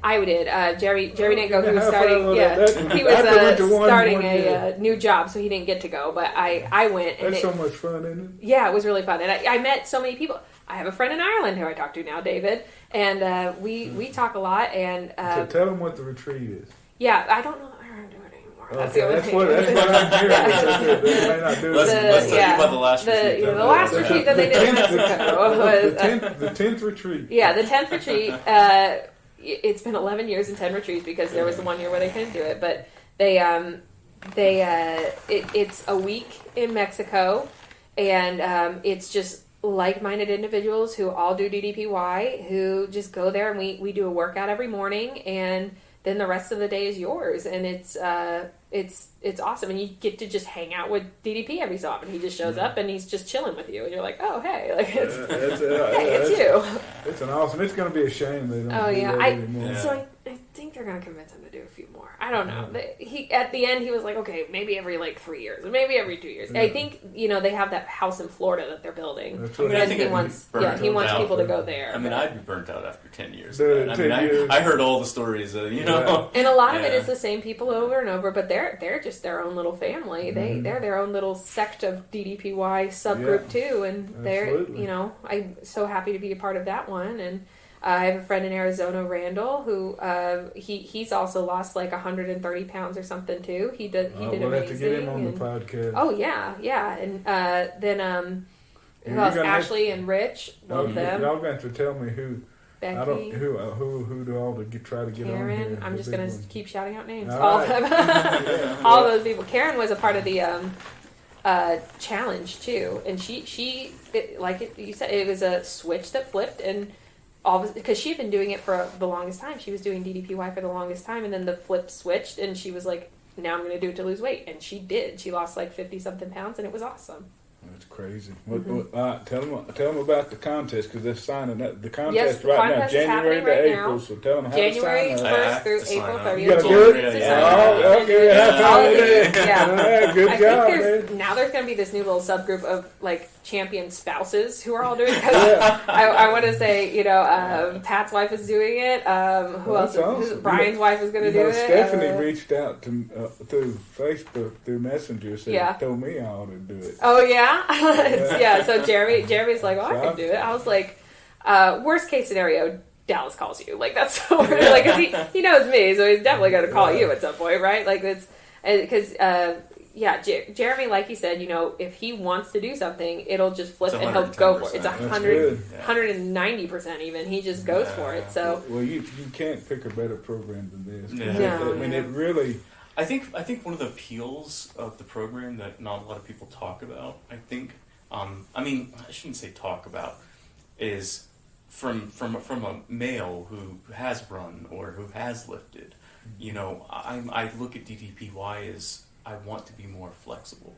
Yeah. And when I was lifting, it was the most flexible I was in my life. Mm-hmm. Running doesn't help build strength or flexibility. Mm-hmm. And one of the things that I know DDPY does better than weightlifting is breaking up, like he keeps saying, breaking up the scar tissue. Yeah. Because he's going to put you in positions that you are not going to achieve that with lifts, with certain lifts. Absolutely. And I can tell you that right now. I mean, it's not saying you can't, but it's more unnatural with a weight in your hand than with your body. You know what I mean? Doing these crazy positions. Of course, you can add weights to these positions, or you can, modify these positions with kettlebells. You know what I'm saying? Stuff like that. But it's, and I think that was the appeal to the program because I've never been flexible. And Maria was like, well, why don't you just do the program? Because I've always and I know Maria will back me up on this. I've always said I'm just not that flexible. I'm just never was flexible. I was never. You're the perfect person to do it. Exactly. Right.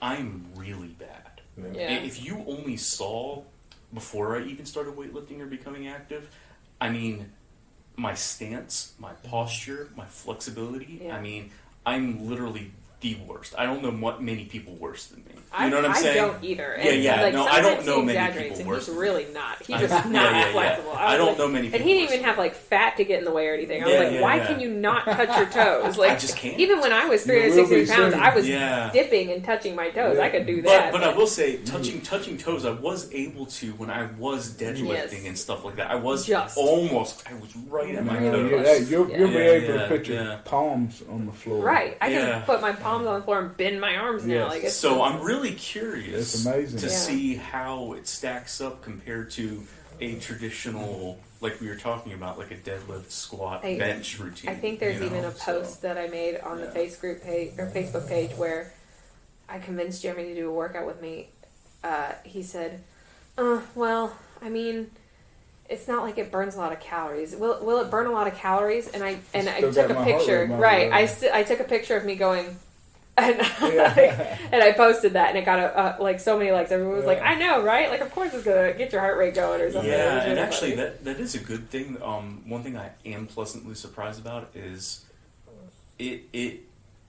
You can make it as hard or as easy as you want. Yes. And I mean, I know me, when I'm feeling good, I like to push myself, so I will really push as hard as I can. When he says flex, man, I'm flexing until I'm shaking. Right. If your thigh isn't shaking while you're flexing, man, dig your toes in. Yeah, digging your toes in, or flexing your butt or quads, whatever, your hands, biceps, triceps, back, I mean, whatever it is. So, I mean, I enjoy that part of it. Y'all have the straps.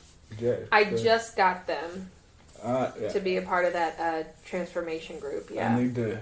Did they show you how they work? Because I broke a pair. Yeah, I've heard every so often somebody's like they just broke, and thankfully customer support has been really helpful. Customer support's been really helpful for like Stephanie and Brian, who've had. I'm going to sneeze. Bless you. Who've had some issues. It just wants to, it's not going to happen, but they've had some issues with it, and you just email customer support, and they are so helpful with it. And I want to even say that there's a new prototype that's coming out. That's what they talked about at Christmas. Right, like something's coming out, and it's going to be a minute, but they're still working through some stuff. Even so, we did when we were there at the beginning of December. Dallas did a workout with us and he wore the new prototype, but even that's not what it's going to be. Like he said, it's going to be thinner, it's going to have a bigger knob or something like than what even he was wearing. So whenever that video comes out, you'll be able to see what it sort of kind of looks like, but won't end up being the project, like the full thing. I want to tell people how to compete in the contest and what is the carrot at the end. Yes. So you go to positivelyunstoppable.com and you put in all of your information and use the email that you use for the app and take all of the pictures. You're not going to want to take the pictures, but take the pictures anyway. And then document, and have a place to keep the documentation, whether it's your pictures, your videos that you're taking of you working out. Document all of it, even if you don't want to, because you're going to see the transformation at the end of it. Don't slack on that part, because there's no such thing as too much documentation for Dallas. he wants to see all of those little things, and I documented. I did like a monthly video of a full workout, and it was the same workout every time, so you could see. And it was a harder workout, so that you could see like where I started when even I'd done the intermediate program at that point. It was something where I couldn't do everything in this workout, so I just kept recording myself at the beginning of the month every month, and my video I actually put side by side of me doing the same thing, and it was a huge difference. I didn't even realize how big of a difference it was until I was making my submission video. So you're not going to want to do it. You don't have to look at it. You don't have to watch it until you need to submit. But definitely take the video. Definitely take the pictures. Make sure you have a safe place for all of that to submit it. Take the measurements. All of those things. And then you just go on your journey and join the Positively Unstoppable 2022 Facebook group. Which you will have needed to have signed up for the challenge before you can join that group, but definitely join it and keep up with Pat and Nadia, who kind of help run the competition, and they'll answer any question you have about it, and just keep going with it and stay involved. Is that Pat McDermott? Yes. Yeah, he's a good guy. Yeah, he's and Nadia, everybody who works there is great. Everybody who works there is great. Yeah, there wasn't anybody who was like, ooh, that guy. Like, there wasn't anybody like that. Everybody who works there is fantastic, for sure. All right, so you between January and October, you take your 6 best months. Mm-hmm. You submit it to them, or you share your Dropbox, or however you get your information to them. Right. Then what happens? Then you wait. Then you wait for, it was a couple of weeks, and they will contact you, and they'll kind of ask for follow-up interviews with you, and because we've all been virtual, but they'll do some video calls, and even if you don't end up being a finalist, they still do this stuff with you, because they still you can only fit so much. I want to say that you write an essay at the end too, like, and it can only be 500 words, and that was hard. That was really hard to do. Like, we've been talking for how long on this podcast? Like, that was really hard to do, to sum it up into 500 words. I don't even know, but that's a really hard thing to do. So they will, they will ask you all the things that they want to ask you about, and then you wait some more, and you're not supposed to tell anybody about who that you've talked to anybody about it. And so it got real quiet in the group. It got real quiet in that time period. That was funny, and I think that was funny because we all knew we weren't supposed to be talking to each other, because if we were going to talk to each other, we were just going to tell each other about it. So none of us were talking to each other at the time. Yeah. And then you win. Hopefully you win, yes. What happens? And that was one of the questions they asked, is would you be devastated if you didn't win? And I said, no, I'm already a winner. I already got exactly what I needed out of this, and I'm living my best life. And if the opinion of these strangers on the Zoom call, makes or breaks me, then I haven't actually transformed. Like, I got exactly what I needed. I'm who I want to be now. I'm still reaching those goals that I want to go to. So, if you've gone through the challenge, if you've transformed, if you've gotten to where you want to be, you're a winner in your own right. You don't need DDP to tell you you are. You already are. So I said, no, I won't be devastated. And so then then if you do win, though, if you're fortunate enough to win, they set up a whole call with you and tell you win. Yeah. And they have monetary prizes. And they have monetary prizes. Yeah, I don't know what they are this year. I know they're changing them this year. And so there's how many finalists? They don't know. I think that they're just going to do whatever they want this year. That was the funniest. 6. Last year there were 6. There were only supposed to be 3. My favorite quote from Steve was, "We had to rate you for legal reasons, but you're all champions in our book." So I was like, "Oh my gosh, that was so funny." They're not doing places anymore because they just can't. So there's something about you'll have a chance to win $250,000.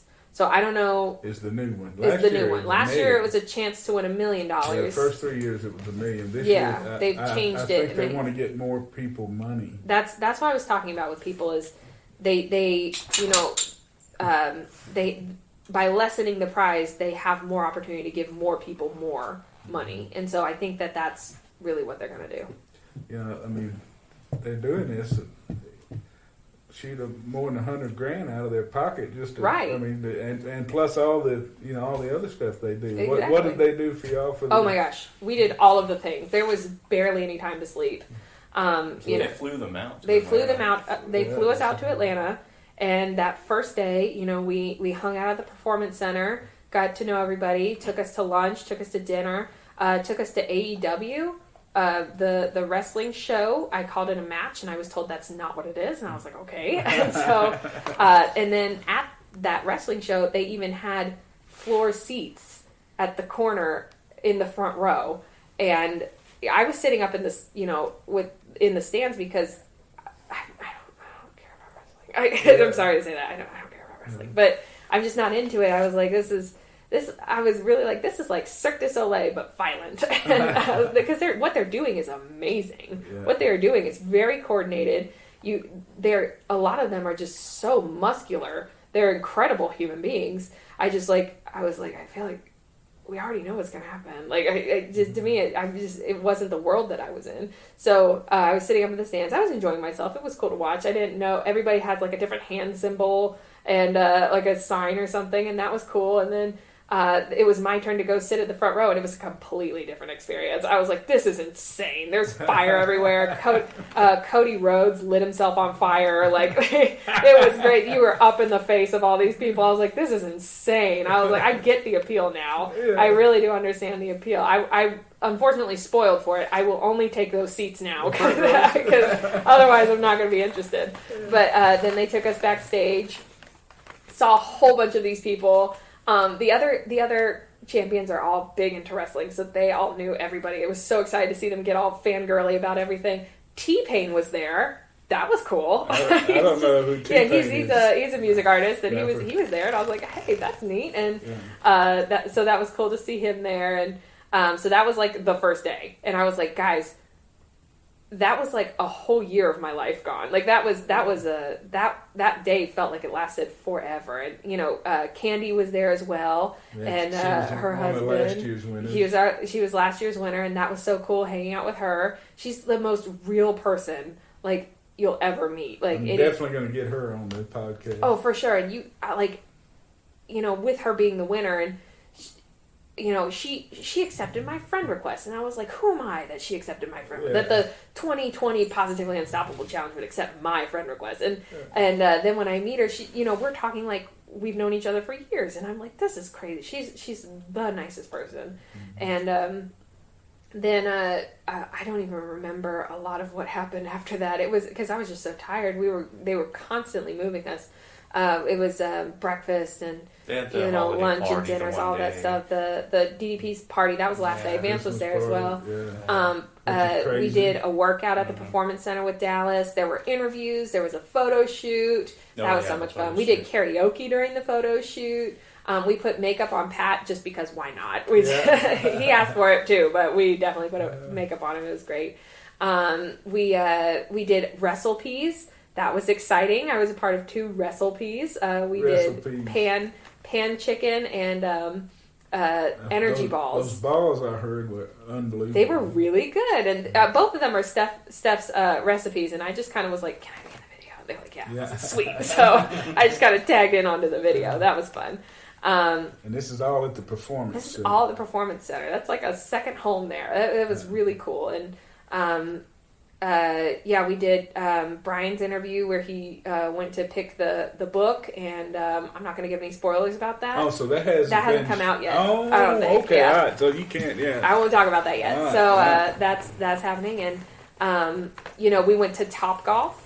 Yeah. I am the top golf champion. You are I definitely- say that You're with saying my that with all head the stories. held Yes. high. Yeah, no, I she will was say that in def- she front was- of everybody She- that I am the top golf champion of DDP I feel like I Yoga. know. Of the DDP Yoga Champions. Of the DDP Yoga champions, plus Steve U, I win. And me. Yeah. And me. Everybody. And the then- spouses, it was me. And then I Yeah. never did it and beat her like a few weeks It later. was a warm-up round, and he didn't know what he was doing. It was really That didn't funny. count, though. That didn't count. Oh, okay. That didn't count. No one was there to witness it. And then she beat me the next. And then I beat you 3 times, so it was a fluke. It was really funny. I think Steve. I didn't want to mention that because now Steve is going to try to use that excuse too. Yeah. He also claims I cheated. I didn't cheat. I know how to swing a golf club. I'm sorry. How many games did y'all play? We just played 2. Yeah. The first one we tied. Me and Steve tied, and then the second one I beat him. I beat everybody. All right. So, that is cool. So I want to ask you a question, Mm-hmm. and it's an uncomfortable question, Okay. but I know that you get asked it all the time because I get asked it all the time. They always ask me, "What about the loose skin?" Oh my gosh. That's what everybody wants to know about. Yeah, they do. I don't I mean, know. I get it. I guess the loose skin, but I'll say this: the loose skin is a badge of honor. Like Absolutely. nobody else has loose. If you have loose skin, it's because you've done something amazing. Well said. And it's not. I haven't had a huge problem with it, and the other champions also don't have a huge problem with it. Is it there? Yes. Is it inconvenient? Sure. Is it pretty? No. But it's a reality, and it's not life altering. My biggest one is my arms. I have a lot of loose skin on my arms that I don't like, but that's really the only part that people see that I don't like. And you can fix that with wearing long sleeves or whatever. But the problems and insecurities that I face with my loose skin now, those are way better than what I was dealing with at 363 pounds. Absolutely. So I Battle mean, scars. yes, Yeah. battle scars. It's there. I don't like it. It's ugly, but I'd rather have it than be 363 pounds. That's great. It's well said. Yeah. Great attitude. Yeah, you and know. I've said one day I might want to do something about it, but that's my prerogative. And I do know one of the people from last year did it. The other Caitlin. yeah, Caitlin K. She Kate Rublin.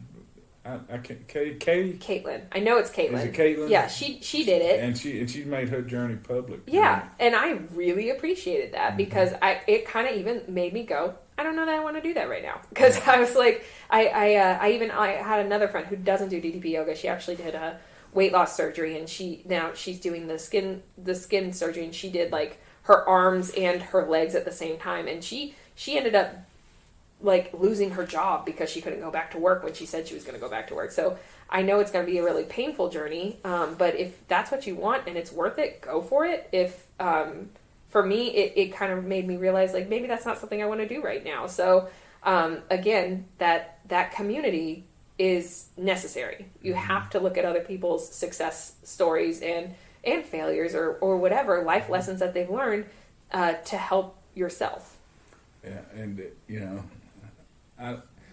and a lot of times the people asking me are people who's starting their journey and they're concerned with it. And I kind of feel like, because, yeah, I agree with you. It's the people who are starting it, and these people who weighed what I weighed, and it almost seems like it's something when they fail, they have something to blame it on if I didn't want to lose the loose skin. And I'm sorry if I'm calling you out on that, but we need some tough love in that there's there's no magic pill, because I have people reach out to me And just by the way that they word questions, I feel like they are looking for a magic pill. They don't want to hear that I did phase 3, that I eat vegetarian, that I work out. that I work out 7 days a week. They don't want to hear that. They want me to say, oh yeah, I do it 3 times a week for 20 minutes, and I ate whatever I wanted. I just cut back on like mayonnaise. That's not it. It's a lot of hard work. It's a lot of hard dedication, and one day your switch is going to flip. And you'll be ready to do it, and or you won't, and you're going to suffer the consequences of that. But I'm sorry if I'm calling you out on. I use that as an excuse because that's what I did. I used that as an excuse. I don't want to do it because my knee hurts, and I don't want to hurt my knee. I don't want to do it because of the loose skin, and I don't want to have loose skin. And the problems that I face now with my loose skin are problems that I would pay to have to not be 363 pounds. You know, it's like having to pay taxes, you know. Yeah. It means that you made them, you know, that's a good problem to have. Absolutely. If you're having to pay taxes. Absolutely. And it's a reality. It's not a reality that we like, but it is a reality that, I mean, you don't get out of it. Like, you don't go talk to the manager. Like, that's just the reality of the situation. No, I used to tell people that every one of those wrinkles is a good steak or a good glass of red wine, you know. Right, exactly. It's a lesson learned. That's right. Yeah. But it's you know, it amazes me how much concern that I get in questions about loose skin. Yeah. And it's you know, it's like you said, you know, it's there, but it's not as bad as what I thought it might be. Exactly. And I love Caitlin talking about how, like, when she went to touch her toes, or she was doing some kind of move where she was like, because it wasn't there anymore. Like, that little pouch of, you know, skin wasn't there anymore, and she was able to do so much more with it. And that's so cool. But like I said, you know, Jeremy and I, our goal is to have a family. I'm not going to get skin surgery just to balloon up to have a baby and then get it again. Like, that doesn't make sense in my life right now. So that's I'm so happy for her. And she looks amazing, and I'm so glad that she was able to do that. And it's not for everybody, and it might be for me later. It's just not for me right now because it's not a huge issue. Yeah. Well said. Well, what is for you? Or what's your future? What's your goals now? It's this is January the 8th of 2022. What's your goals this year? Always have a baby. Have a baby. All right. Yeah. Hey, well, those are fun goals. Yeah. That's always been the goal, is to have a kid. But like, in the meantime, I definitely want to get to that 180 mark. What are you now? I'm at 191. Ooh, 11 pounds. I know. 11 pounds. And it's just stopped. And honestly, I mean, she might have 12, 13 pounds of loose skin. Exactly. And that's why she's really probably 180. Right. And that's why I haven't gotten down on myself, is because, one, you know, I suffered a miscarriage a couple months ago, and so my hormones are out of whack. And then 2, there is a lot of, you know, skin and fat, and it, you know, they very well could be 10 pounds, and a lot of it's muscle too, so it'll go. You just got to keep going, and I'm comfortable now. I think Justin was just talking about on one of his lives where he said, my body is comfortable at this number. I wanted to be this number, but my body was comfortable at this number. And I'm trying to learn that. Yeah. I need to learn that. I've been going up and down for 4 years. Right. I need to learn where I'm comfortable. Yeah, and I know where I'm comfortable. You know, it was a number that I stayed at, you know, close to when I was a young adult. You know, I'm pretty comfortable around the low 160 range. You know, because that's where. What do you weigh now? About 204 at my max. I was about 208, 209 on the scale. So you got 40 pounds to lose. I got about 40 pounds. That's your 6-month goal. Then. Yes. And he can do it. It'll fly off once he gets the nutrition down and the working out down. But again, it's a switch. Men can do it. It comes off so much easier. Yeah, than women. jerks. Yeah. Crazy. But I think it goes on easier too. Absolutely. Yeah, I think it goes on easier. Yeah, with my stomach. Yeah. Yeah, I mean, you know, I'm no stranger to, you know, taking a large pizza and eating all the pizza and all the wings and drinking a 2-liter of soda all in the same sitting. Yeah, I like. Jeremy has like a dessert stomach. Like, he's full, too full to finish this salad, but I think I have room for dessert. Yeah, I do. Well, he said I he's do. sugar free for 2 weeks. 2 weeks Yeah. now. Yeah, it's been about 2 weeks. I've lost about like 4 or 5 pounds. So. That's got to fall off you just cutting out the sugar. Oh yeah. Oh, yeah. It's my problem is liquid calories. You know, I like the sodas, the teas, the the coffees. And that's the other thing is, you hear stuff about like no soda, no carbs, no this, elimination, and I have eliminated, meat and gluten and dairy, but that was a process. That didn't happen overnight. No. And it's still in process. And it's still in process, yeah. And we have moments of weakness, Yeah, we have- burger or some chicken nuggets. when my iron is super low, like there was a time, like when I was pregnant, that my iron just got so low, my whole She face gets turned white. My whole face turned white, anemic. and I was like, I need a burger, and I just had to, because it was an emergency, and it was like, oh. And I she feel knows better. those moments. So it wasn't out of anything other than I don't feel good, and so you got to do what makes you feel good, but also the whole elimination thing. Back in 2018, I did try to lose. I think I lost like 50 pounds. Like I went from 350 to 300. And it was just from cutting out carbs and sugar. And then one day I messed up on some sugar that I didn't even realize was in mayonnaise. Like they had mayonnaise on something. And I started crying, and I went to Chick-fil-A. Chick-fil-A is my downfall. And I just binge ate, and I never... in the chicken. There's sugar in the chicken, yeah. Yeah. But that wasn't even it. I think I ate some tuna salad that had mayonnaise in it, that had sugar in it, and I was like, I messed up, and then I binged ate, and I was like, okay, I'll just do it this weekend, and then that weekend became this week, and then that week became at the end of this month, and then it just never happened again. Yeah. And it did, obviously, February 2020, but that was a thing where the elimination of something did not work for me at first. And I 100%, and that was as a person who has always known that, like for me, because I feel like I've had a much better understanding of like what dieting is and how to lose weight in a healthy way. You can logically do it. It's the I've always told Maria, Maria, or psychological, like completely cutting out food groups is never, or food types is never the solution, unless it makes you feel better. But yeah. Well, I'm just saying, right. And she's come such a long way, and I'm so proud of her more than anything else, because it's like, it's not that you can't have pizza, it's that you can't have a whole pizza in one sitting. Or you can make the pizza work for you. Like I did just have a pizza. It was healthy a gluten-free pizza. Have a low-fat and it was a pizza veggie that you pizza made that's with homemade, vegan cheese, and have a couple slices. And I think that's the thing with people. That's kind of why I like that Eat This Not That book series. I'm not sure if you ever heard of that before, because it really does say, hey man, we're not telling you not to eat ice cream. If you're gonna eat ice cream, eat the healthier one. Eat the low fat, or the less sugar, or the the healthier non-GMO ice cream over here.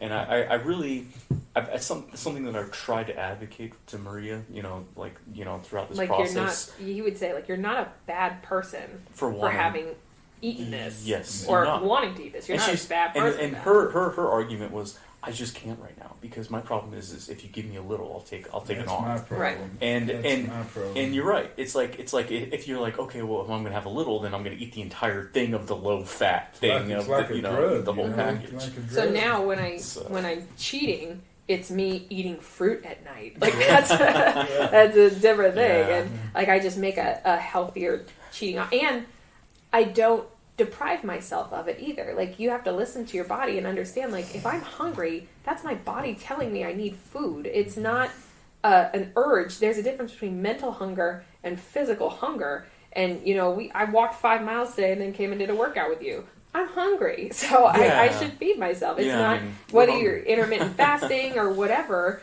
you need to fuel your body too. But it would, if you intermittent fast, and then in the middle of that, and you get to I'm so hungry now, I don't think I can function. Eat. It's you'll have tomorrow to do that or whatever. But it's I brought all that up to say, Jeremy, in his strives of I don't eat stevia. I don't like stevia taste, any of this stuff. And so he had to find something that worked for him as a sugar substitute. That stopped. Is that a problem? Yeah, I think it is a problem.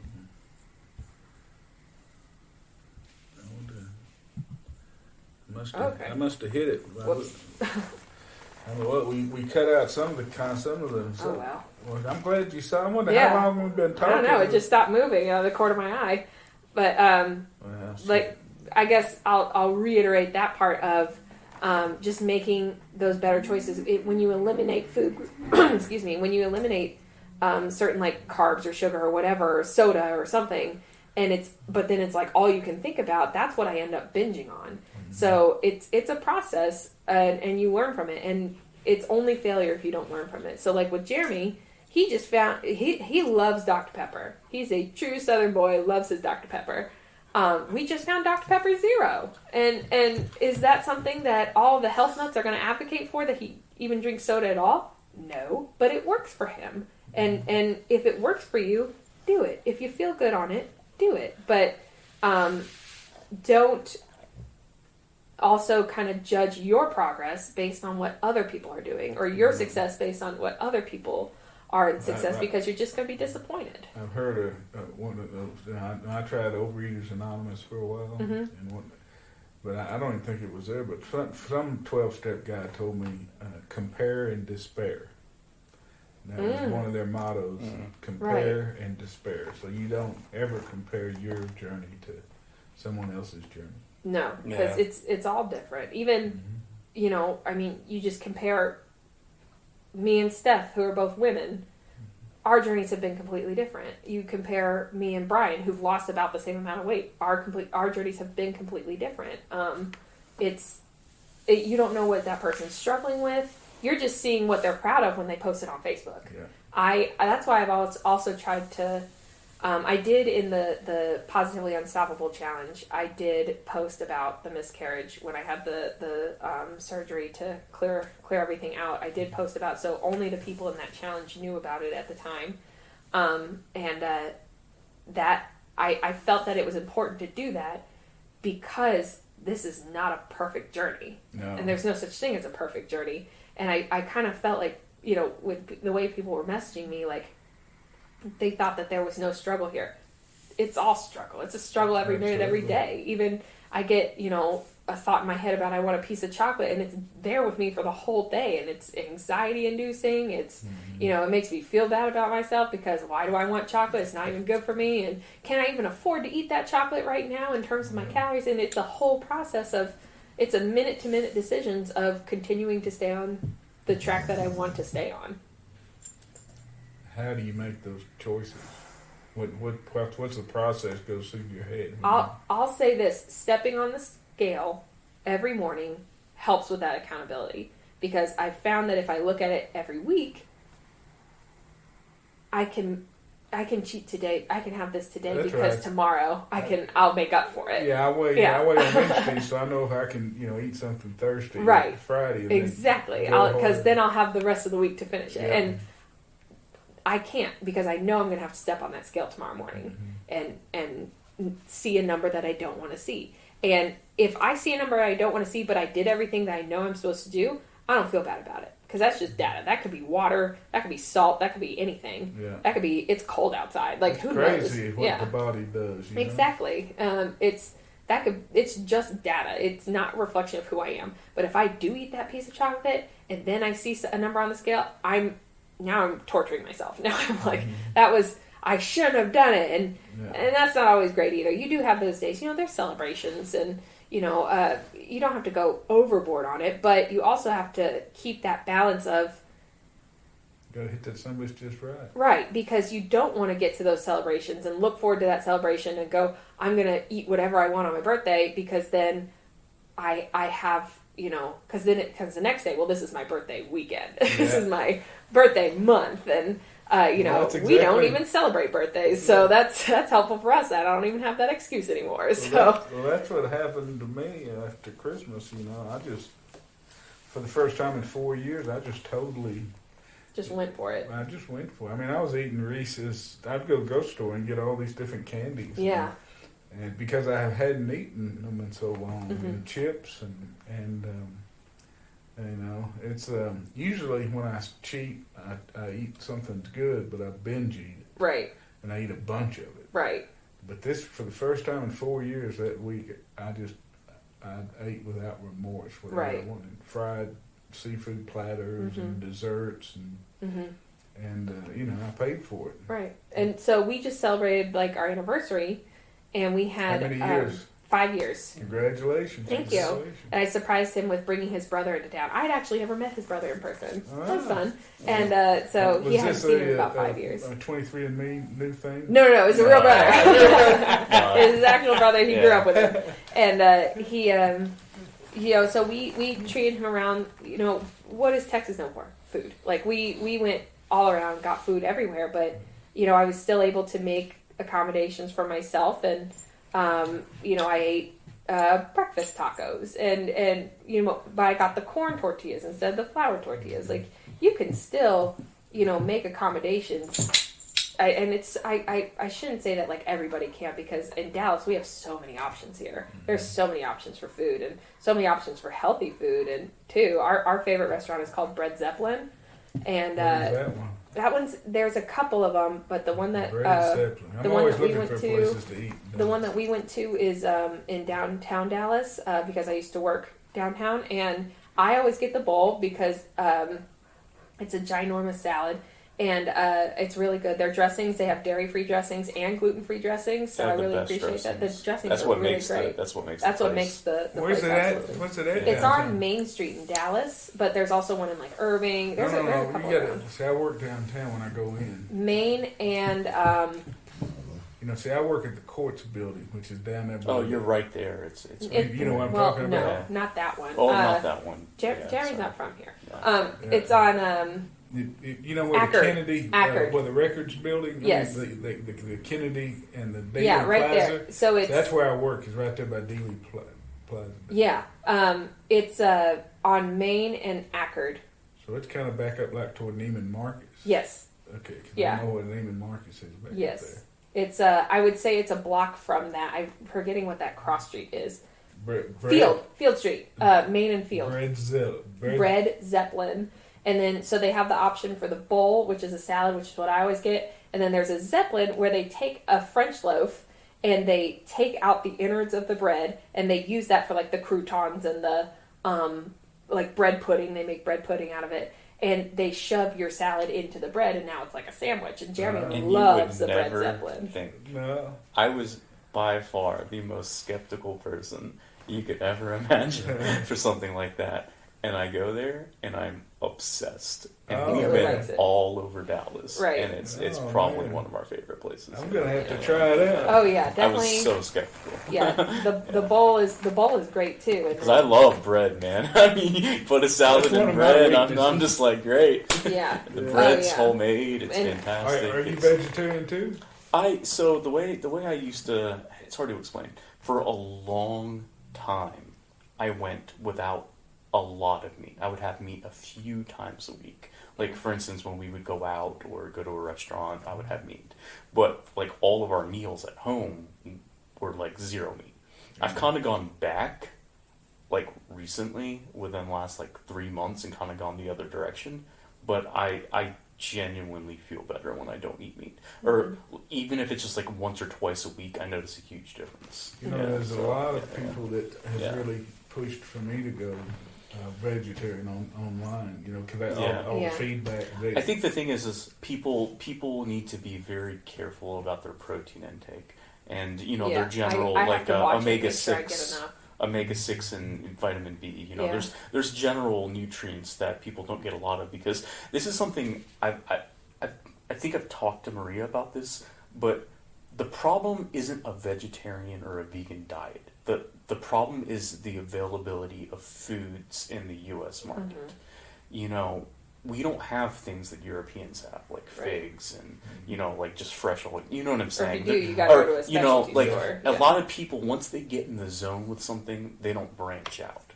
It's not the vegetarian or vegan, it's the people not having variety. Right. And that's obviously is a huge problem when you're talking about people who don't live in huge cities like the DFW area, or for instance, if you live out in freaking Kansas, like we were just talking about, we visited our family, our dad's side of the family. I'll even say this: being vegetarian, and plant-based. That's why I like to say it's plant-based. I'm not completely vegan, but I am plant-based. Yeah.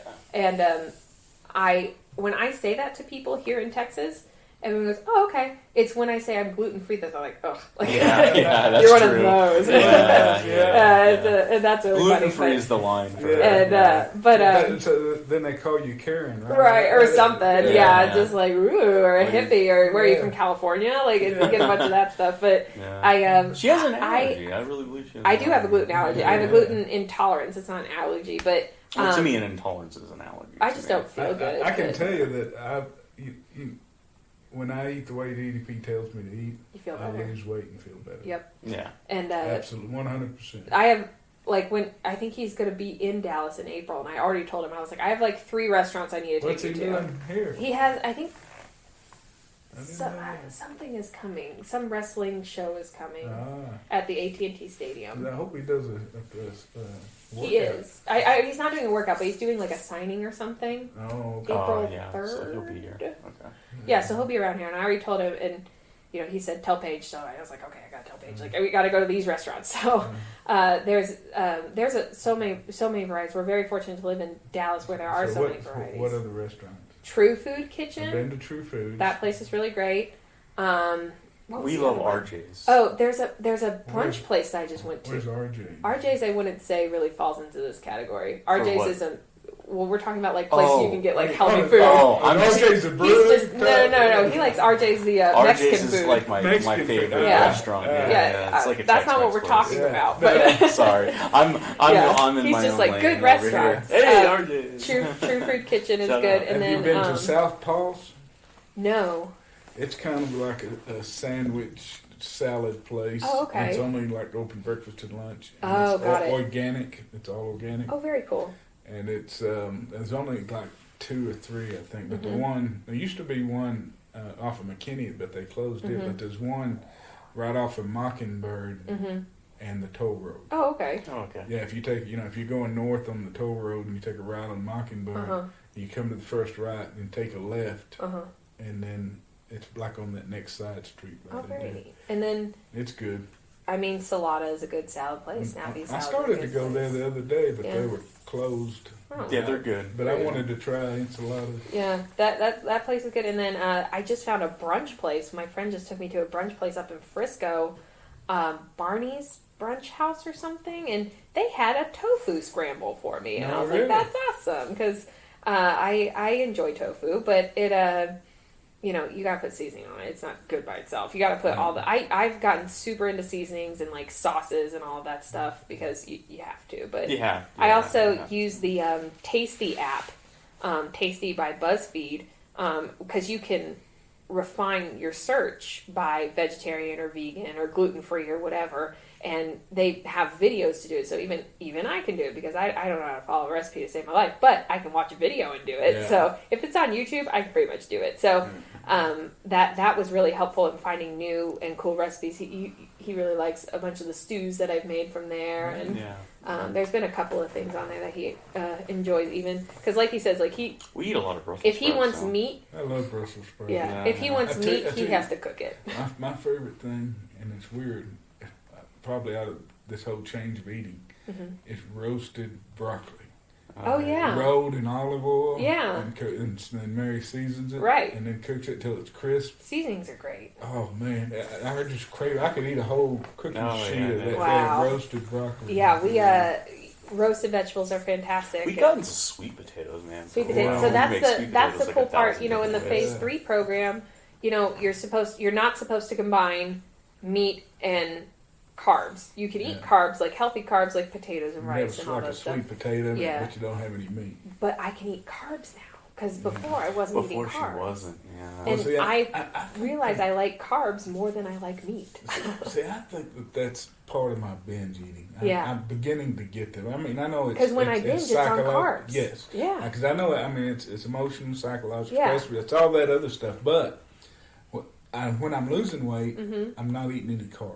Right. I mean, my carbs are like Right. 20 grams or less. But now I eat vegetables and carbs. And then when I eat carbs, I just crave it, and I Right. can't stop eating. Yeah. Right, but now I eat vegetables and carbs, and I still lose weight. So I've been That's doing what this I've for gotta a year learn now. to do. That's what I've got to Yeah, learn to do. I've been doing this for like a year now, and I've been doing. I mean, you don't get to go out and eat French fries every day, but you get yourself an air fryer and some sweet potatoes. It's the same thing, and use those sweetenings. It's really Mary good. just got an air fryer. Oh yeah, Yeah, I was another one of those naysayers. I'm like, Yeah. well, an air fryer is just a small oven. Why would you need a small oven? now he's like, oh, I get it. We Now don't even I'm know like, how to oh, use I it. You can get have to it. show All us right, we're gonna how have to show you how to use we it. don't even know how to use it. It's Yeah. just a small convection oven. Yeah. Is all it really is. Yeah, but it works really well. You don't have to use any oil in it. It's fantastic. It's just quick. Yeah. Yeah. The Real two quick. things about the reason why it's good is because it preheats quick because Mm-hmm. it's a small space and it gets things crispier. Mm-hmm. It's a more even cook because it's smaller and because of the technology, the way the airflow is, and generally you don't even have to use oil half the time. Right, and Yeah. that's But the oil, I love the oil on that broccoli. Yeah. The olive oil. That's Yeah. that's probably I mean, my you can- favorite. I just have I like mean, a you can drip still in it. just have oil. drizzle it. Yeah, I mean, Drizzle it with oil oil is not if you want. awful Yeah, for you. yeah. You still have Yeah, it, but they, that's my thing that I love in my head now is like I can eat carbs because Yeah. that was I wasn't. That was the thing. She stayed that away would- from like 10 and months, I the missed first 10 it. months. That's Yeah. and I don't my miss whole meat. life. My whole life, the only diets that I was successful at, Right. relatively successful, Right, were low carb diets. right, Every because they other work. diet. Well, Yeah, well, they the work. thing But, is- but I always fell off of it. So, Right. so my problem, and that's, I really want to talk about this more in depth because the science behind it. I don't think people, if you read any book that talks about how carbohydrates work, carbs are, we'll go into pseudoscience, or not pseudoscience, but, carbs are 4 calories a carb, right? It's 4 calories per gram, relatively speaking, right? Yeah. And 9 grams for a calorie of fat, right? And the thing about carbs, people don't talk about this often, is that when you put a carb in your body, it holds on to 4 times the amount of water as another calorie. like that protein. That means when you put pasta in your body's holding on to water. Like whatever, like and it's 4 times the amount of water. Can you believe that? So that means that's why people see these quick scale movements when you eat carbohydrates, because your cut out body the is water. holding. So your natural body, your water that you're holding in your body, because people. Another thing, I can random drop fact is. 15 pounds. Yeah, Yeah, exactly. exactly. That's all. You think you really lost 15 pounds if a pound Of is fat. 3,500 calories? No, Right. it's not. It's water. You're peeing it out. You're sweating it out. Yeah. You're pooping it Some out. of it, You know. some of it is fat, You know, but most some of it is is, water. Yeah. but it's- especially when you binge on carbs. But there's a Yeah. reason why they call a pound of fat is 3,500 calories and a pound of muscle is 4,000. It's because that's the real truth behind it. And at the end of the day, you need to be in a calorie surplus of 3,500 calories. And and some of it will be But we fat, can and do some that of it though. will be, Like that's the you thing. know, Being it'll advanced, be- we can do Yeah, this. yeah. That's a dare almost. Like we can Yeah. definitely do No, that. you know what I'm saying. Well, I think Yeah, I ate 3,800 yesterday. Right. Yeah, Over. Yeah, sure.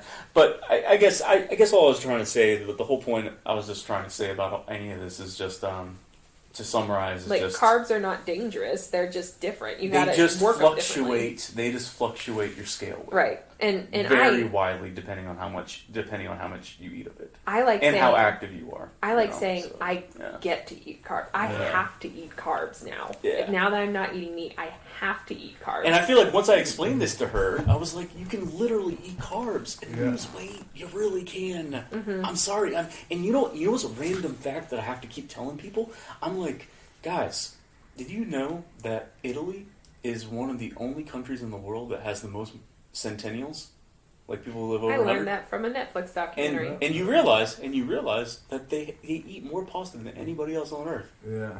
yeah, And they're some of the skinniest people by BMI. And I know BMI is a terrible way, but Yeah. you know what I'm saying? It's a thing. They're It's a generally very healthy people, Mm-hmm. but yet they eat more carbs than almost They call that any the other. Mediterranean diet. Yeah. Yeah, no. I mean, that's not even a Mediterranean. That's an Italian. Italian I bet diet. Italians Yeah. are going to be like, no, it's an Italian diet. Okay. You know, because they have their own diet. Right. You know, right. Bread, But- It's pasta. different. Yeah, man, they eat a lot of pasta, man. Yeah. That'd be nice. So it's not that people are like, oh, it's my genes, I'm like, it's not. Mm-hmm. To me, it's not. It is literally You're overeating. portion control. Yeah. Mm. And That's see, it. so How Jeremy, active this is you a are in good portion example. control. Jeremy can tell all of this logically.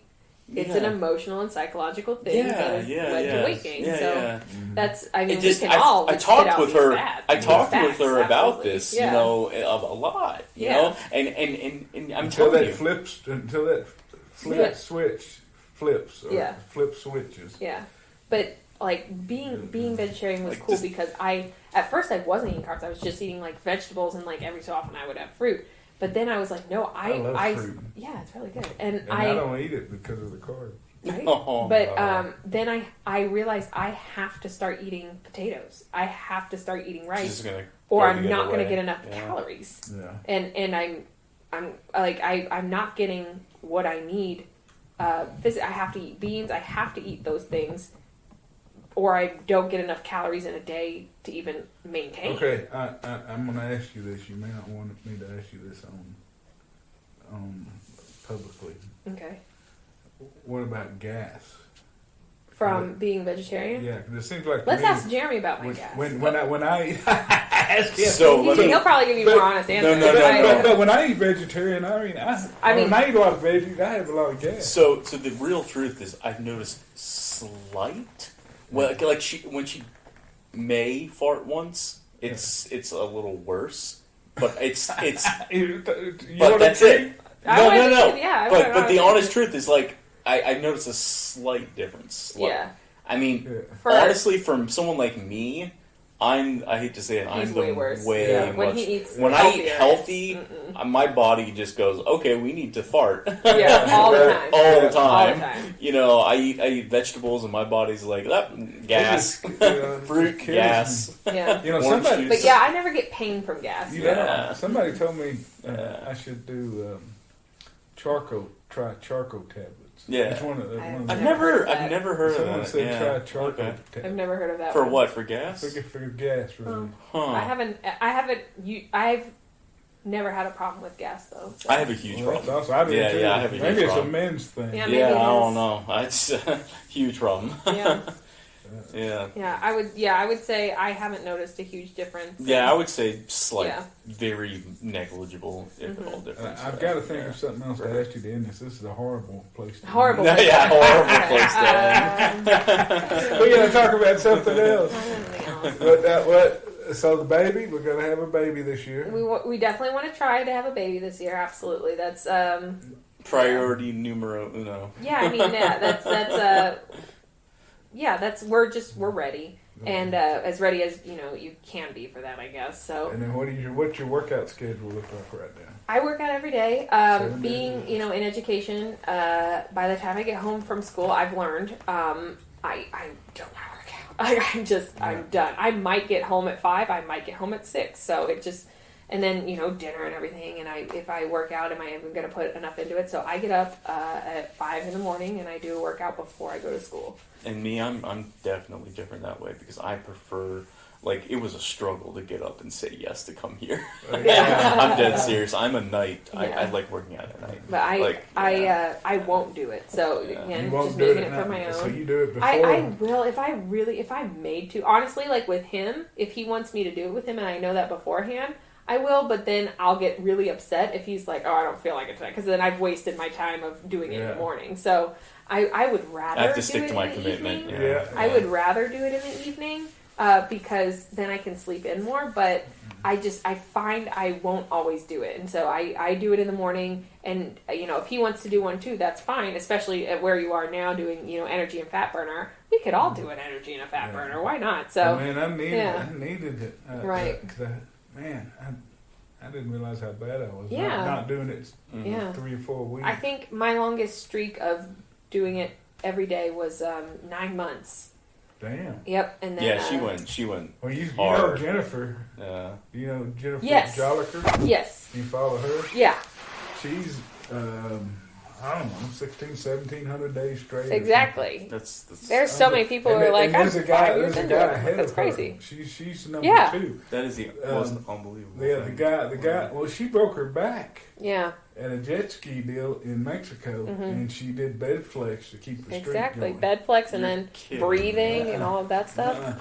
But she's a beast. I'm gonna have to get her on too. There's so many people you're gonna have to get on. This show could go on forever.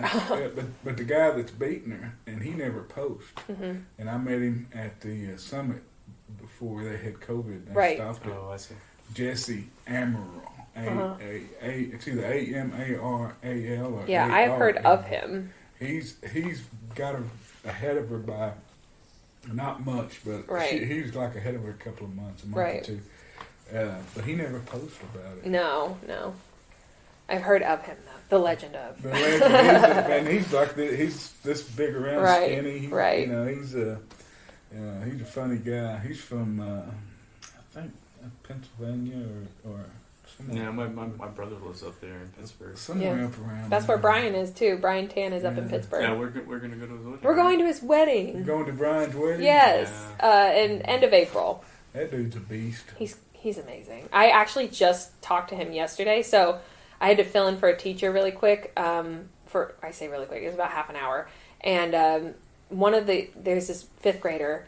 And he was talking about, I need to cut weight for football, miss. And I was like, where? Where are you going to get this weight that you're losing? Like, I don't see any fat on you. And he was like, no, I got like 5 pounds to lose. I was like, he's like, miss, I'm 103. I was like, shut up. Sit down.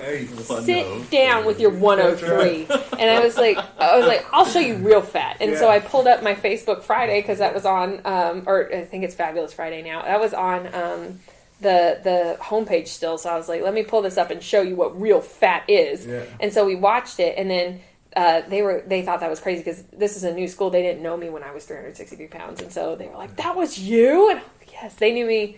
They just, they've only known me at this weight, so that was cool. And then then Brian popped up and his transformation, and they lost their minds. They were like, oh my god, that guy, he went from McDonald's to salads.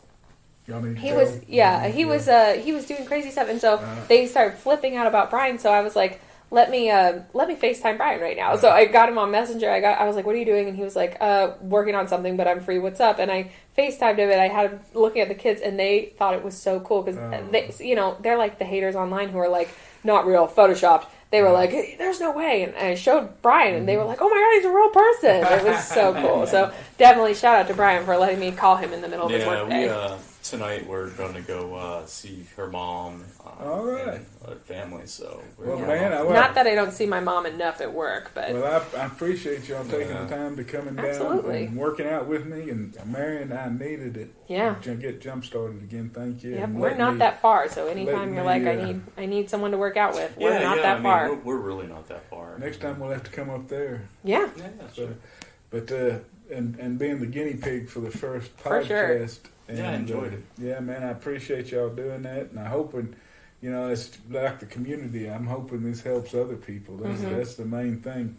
Now, if you want, is there anywhere that you like people to follow you? Yes. If you want to tell people if they want to follow your journey. Yes. Instagram, Maria Hates the Gym. If you're looking to follow my journey on Facebook, just join the DDP Yoga Facebook page, one word. I feel really bad. I have hundreds of friend requests in my Facebook. That's where I choose to keep my personal life personal, for people who I've actually met in person and have had a substantial conversation with. I'll friend you. But if you just saw me and you think I'm great and you friend request me, I'm just not going to accept it if I don't know who you are. So definitely on the DDP Yoga Facebook page, the community group, and then my Instagram is Maria Hates the Gym.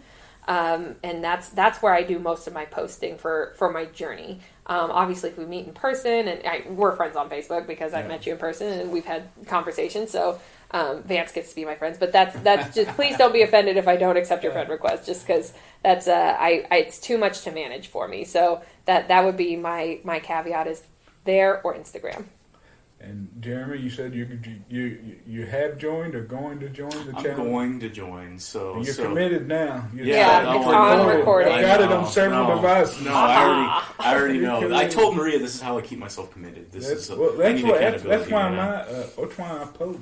Yeah, exactly. Yeah. If I didn't post, I would. I don't know if I'd ever come out of this past eating binge. I really don't. Yeah. But me I'm sorry I cut you off. Start talking about me, but me weighing every week. I know I got to face that scale. Exactly. Put it online. No, I completely That's why I understand. have to face that scale daily. Is because I can't do it every week. I will make way too many rationalizations. Yeah, I also agree with the whole daily weigh-in.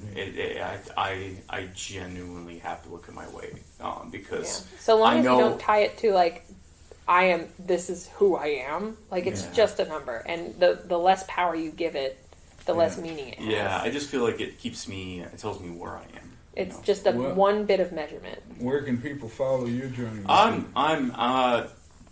He's not there to yet. be determined. Yeah. So I will be Facebook posting on the page. DDP. Yeah. I'll be posting on the DDP and the Yoga Challlenge Facebook page. and the He had a hard Challlenge time page, spitting it out. I will post on the DDP. Yeah, because I just started. Yeah, I mean, I haven't even signed up for the challenge yet. You have to now, though. He's committed. I'm going to send this to Steve. Not really. Send I'll you just to tell the Steve. wizard. Wizard. Once the wizard knows you. I'm pretty sure this is a good anniversary present if I'm a finalist on this year for Maria. It's right around our anniversary. So. Well, and that would be a huge story. That'd be really cool. If Maria won one year, finalist one Well, that's year, what all the spouses are going for it this year. There are plenty of spouses who are like, "No, I'm doing I'm pretty it sure this there's a lot of pressure on me. year." Yeah. Well, But you're the only guy because Dan's not doing it, so you'd be the only guy doing Oh, it really? out of the spouses. Yeah. Well, Dan was as skinny as a rail. I love Dan. When he was did they show you the big hat they had?